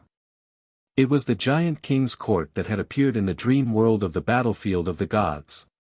However, this angle was completely different from before. He was situated behind the king's court. Klein turned his gaze to the forest where light could hardly penetrate through its denseness, having gained a rough idea of where he was. This was the waning forest which Grozel guarded when he was at the giant king's court. The trees in the forest were tens of meters tall, and the thickness of the trees was the arm span of several giants. However, their barks were mottled with signs of rot everywhere. The leaves and twigs were mostly withered and dropping as they interwove with each other like a dark cloud floating in midair. Grozel and similar-looking giants guarded the boundary of the forest, either carrying axes or broadswords, fully concentrating on defending the area. According to Grozel, this waning forest has the bodies of giant King Ormur's father and mother buried in it. Apart from this ancient god, no one else is allowed to step inside, including these guards. Yes, giant King Ormur's parents should be so-called original giants, the kind that was the craziest, cruelest, and most ferocious. Perhaps. Why would Grosel have such a dream? As Klein was in thought, he suddenly sensed something amiss. According to his random conversations in Pessote, the present Grosel was a native giant who had nothing to do with the giant king's court. Therefore, having such a dream made it appear rather abnormal. From the psychology alchemist's theory which Ma'am Daly and Miss Justice have discussed before, perhaps the book world will use or clone the original character's subconscious or collective subconscious when creating a character. Then, it would make minor changes, making the consciousness fulfill the required settings. Therefore, Grosel's dream will be influenced by his subconscious, reproducing life in the giant king's court. If that's the case, it can only be said that this book is a cruel author. The moment Klein thought of this, he suddenly had an idea. He felt that this was an opportunity for him to gather relevant information on the giant king's court. He previously planned on directly learning about such matters through Grosel. But in order to keep his promise, the giant guardian had died in the battle with King of the North Ulyssen. After his spirit body left the book world, it quickly dissipated without giving him any chance of communicating. Now, he finally had another method, which was to explore Grosel's dream. There had to be parts of it that were ridiculous or exaggerated, but the remaining content had to be a true reflection of reality. As long as an approach of careful study is employed, it's not impossible to distinguish the two. Grosel never entered the waning forest, so the scenes inside must stem from his imagination. There's no need to explore it. Klein slowly cast his gaze onto the mountain where the king's court was. It wasn't tall, which meant that the waning forest was on a mountain rather close to the king's court. It was probably just a straight path from there to the ancient god's residence. Klein didn't waste time searching as he walked straight to Grosel and acted like he knew him well. He asked in a relaxed tone, "How should I return to the king's court?" He knew that Grosel was an honest giant, and he would only be more honest in his dream. Grosel raised his hand to scratch the back of his head as he looked down with a confused look. He said with a smile, "Isn't it simply by taking the barren tunnel?" He pointed ahead and added, "You'll see it when you circle around that boulder." "Thank you," Klein sighed as he said with a bow. As he watched Klein depart, Grosel scratched the back of his head again, muttering to himself in confusion, "Who is he? Why do I find him so familiar?" After circling a boulder that protruded out the mountain, the scene opened up before Klein's eyes. A gigantic cave at least 30 meters tall appeared. Erected outside the cave was a stone stele. Engraved on it was a single vertical eye, a high nose, and plush lips. It looked like a giant's head had been squeezed in to reveal the frontal facial features. Just as Klein approached, the mouth on the stele opened.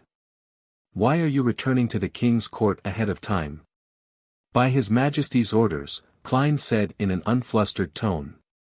After all, the intelligence level of all the living beings in this dream was equivalent to the owner of the dream, Grosel. The lips on the stele opened and closed as it let out a humming sound.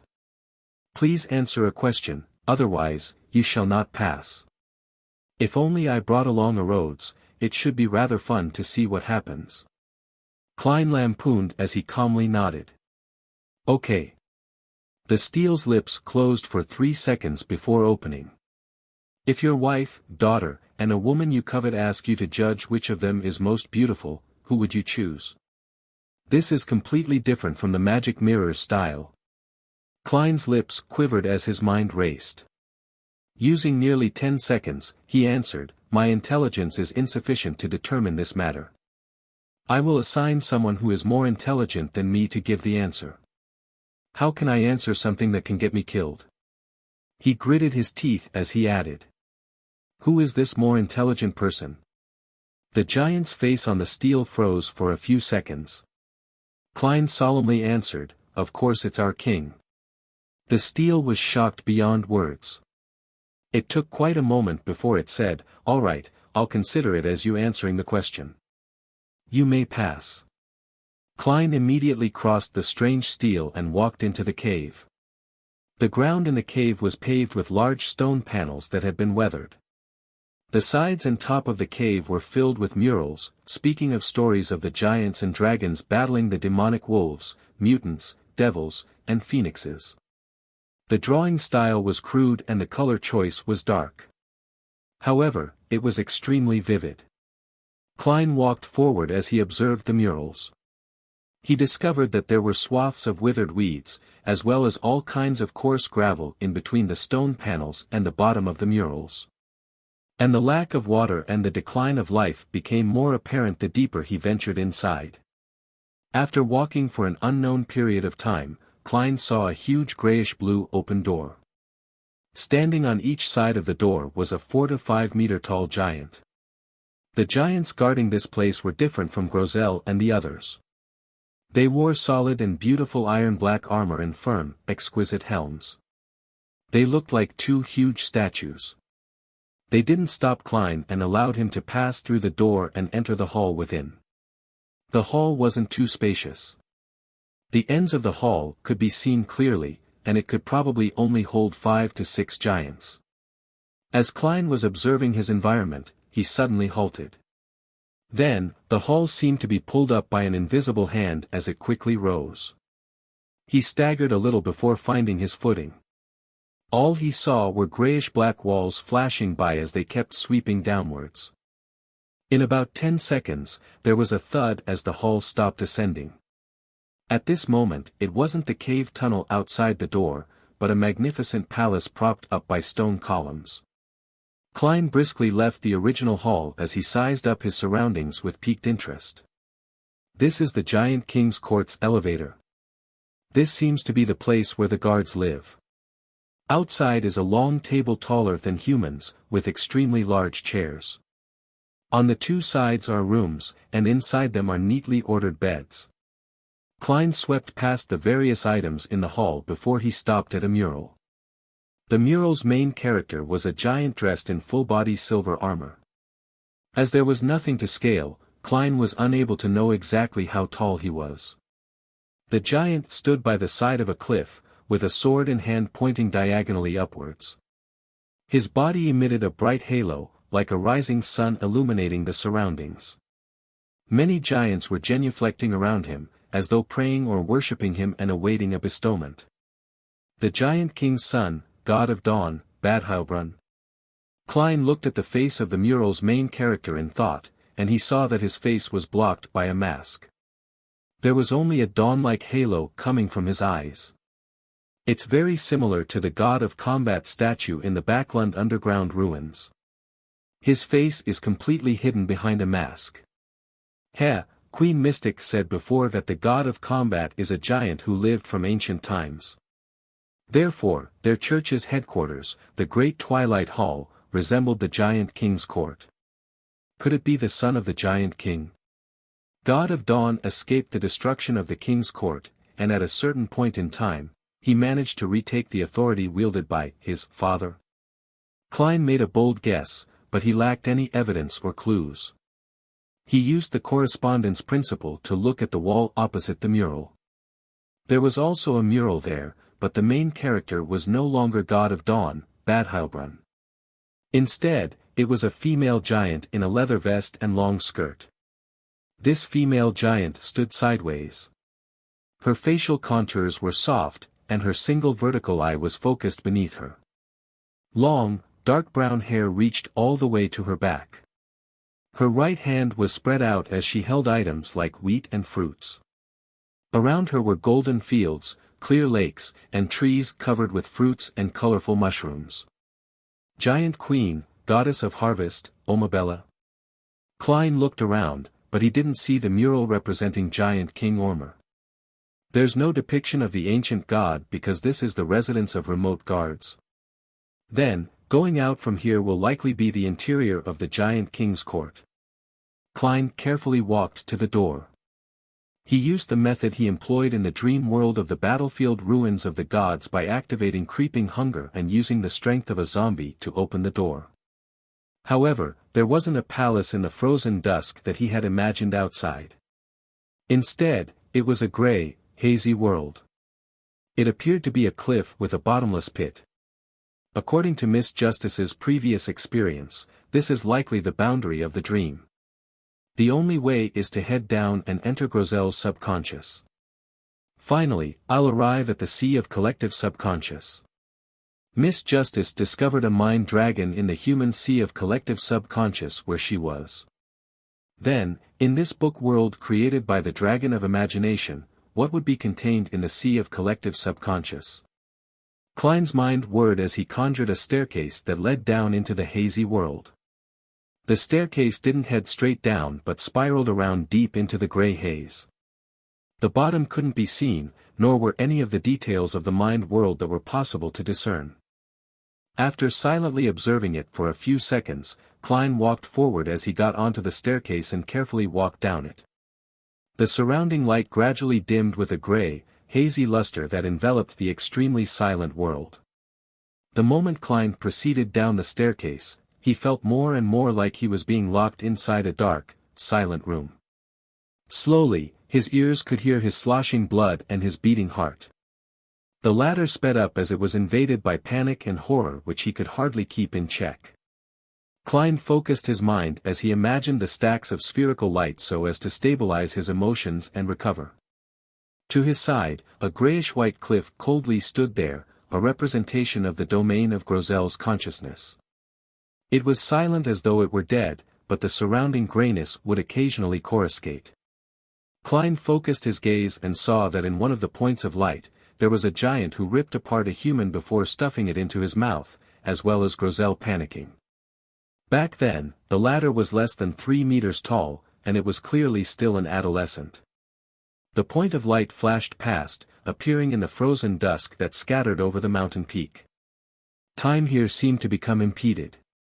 Klein was just about to seek out any valuable information in Grozel's subconscious when he suddenly heard sounds akin to a beast's panting.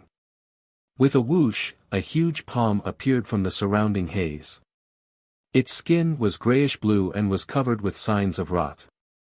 On it was an obvious yellowish-green liquid as it quickly grabbed at Klein's ankle. Amidst the panting sound, similar palms rose up one after another from the staircase below, as though they were attempting to forcibly pull Klein's spirit body into the mind world's darkest and most unfathomable zone. Instantly, these rotting palms formed a dense horse as they kept struggling upwards and let out sounds of horrible, hair-raising panting. It made Klein instinctively jump up 3 steps. However, the countless palms that belonged to giant corpses didn't stop. They squirmed along the staircase as they surged upwards, covering every inch of space.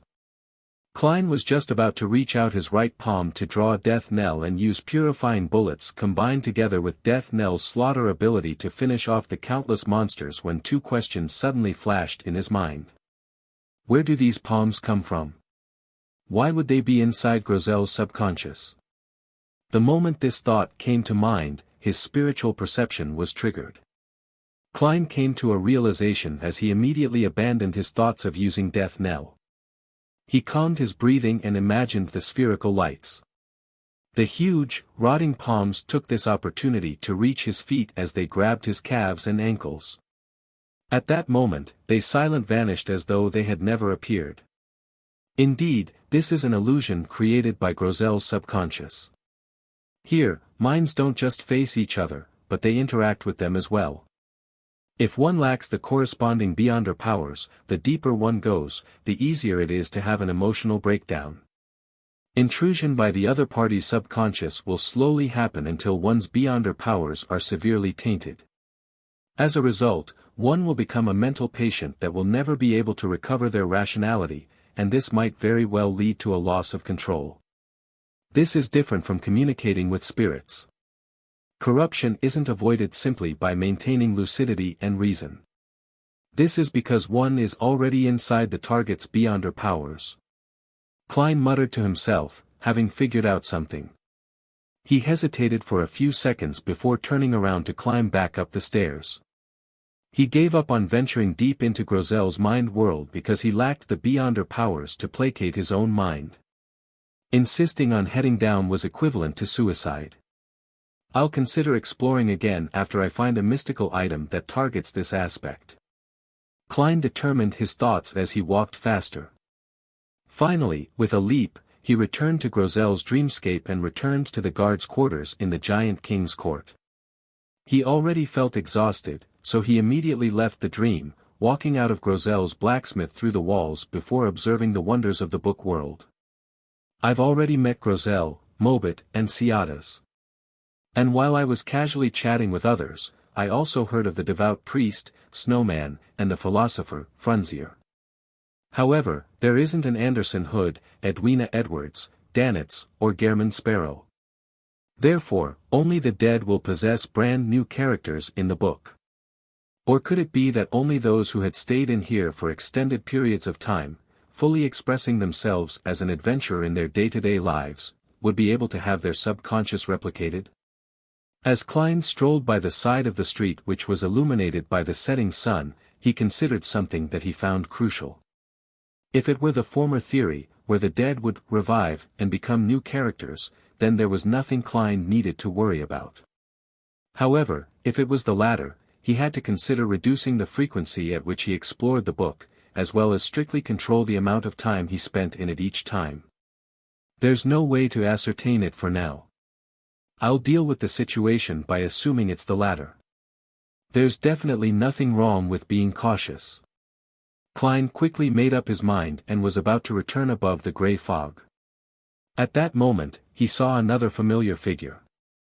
Frunzier, with his black hair and blue eyes, was sitting on a long, wooden chair by the street. He was staring blankly at the sky which seemed to be alit in flames, as though he was in thought. Recalling how this lone soldier's ash urn was still with him, he planned on sending it back to the Church of Storms cemetery in Backland. Klein silently sighed and walked over before sitting beside him. He asked as though it was a casual conversation, "What's on your mind?" "I'm wondering who I am, where I come from, how I should return." Frunzier didn't look away as he said in a dreamlike state. Without waiting for Klein to ask another question, he shook his head with a chuckle. "I ultimately feel that I don't belong here. I'm not myself at the moment, and that there's some place awaiting my return. They always mock me for considering such pointless questions, so they gave me the title of philosopher." As he spoke, he looked at the setting sun and once again fell into silence and looked spellbound. Klein didn't say a word. He sat there quietly and accompanied Frunzier in watching the sunset. Finally, he silently vanished. Frunzier didn't notice that the person beside him had already left. He sat there motionless like a marble statue, looking far into the distance. After replenishing the ship's supplies, Alger Wilson instructed the Blue Avenger to leave the Resistance's private harbor. It wasn't going to stay too long in the Rorstad archipelago. He had to return to Pasu Island to make his report by the designated time. At that moment, in the captain's cabin, he was watching in anticipation at the illusory door that was formed by items with spirituality and a burgeoning flame. It was the door of sacrifice, and it was also a door of bestowment. Amidst an illusory creaking sound, the mysterious door slowly opened, revealing an infinite depth and darkness within its interior. Light shot out from within before converging immediately. After everything calmed down, 2 items had appeared on the altar at some point in time.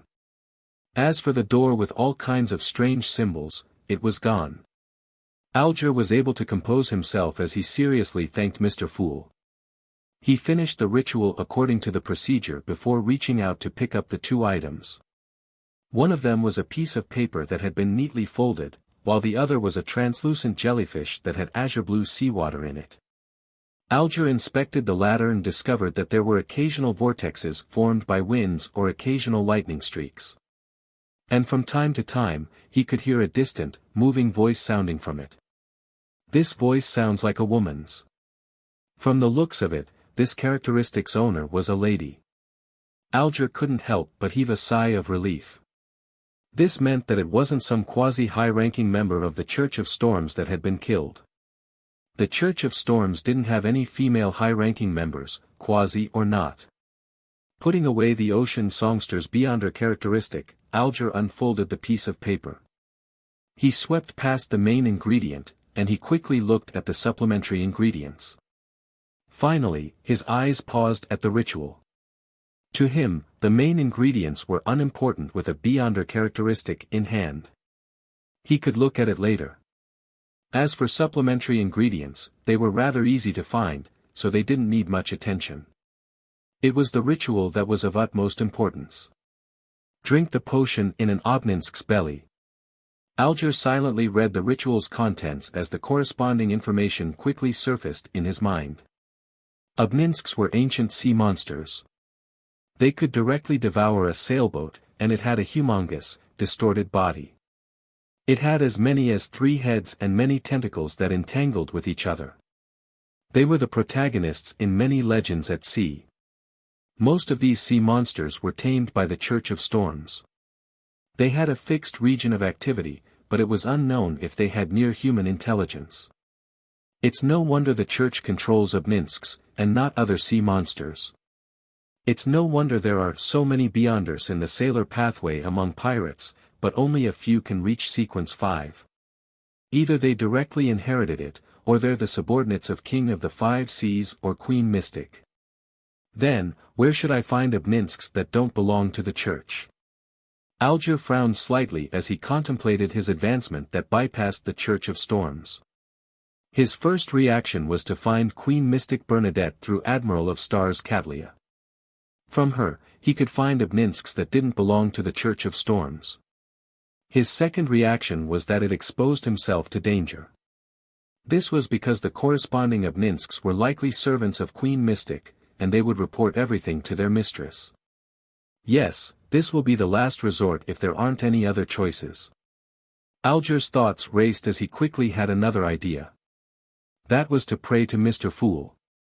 This reawakened existence secretly wielded the former authority of sea god Calvetua. He could commandeer undersea creatures, allowing him to know where to find Obninsks that didn't belong to any faction. There's no need to rush it. If I were to advance now, I won't be able to hide the advancement from others, because of my lack of control over the spirituality dissipation. I can perform the prayer after I make my report and leave Pasu Island. Alger calmed down and memorized the ocean songster formula. Then, he moved the piece of paper to the tip of the candle's flame. As he watched the flame devour the formula at an increasing speed, Alger's gaze turned deep. After finishing off the remnant traces, his gaze landed on a sea map and locked onto a location. Bansi. Alger had planned on making a trip to Bansi in passing while en route to Pasu Island. He wanted to know what the present state of the harbor was. He had already shared his thoughts with his sailors, and no one objected. This was because they were equally curious as to why Bansi Harbor was suddenly destroyed. They were curious what it had turned into.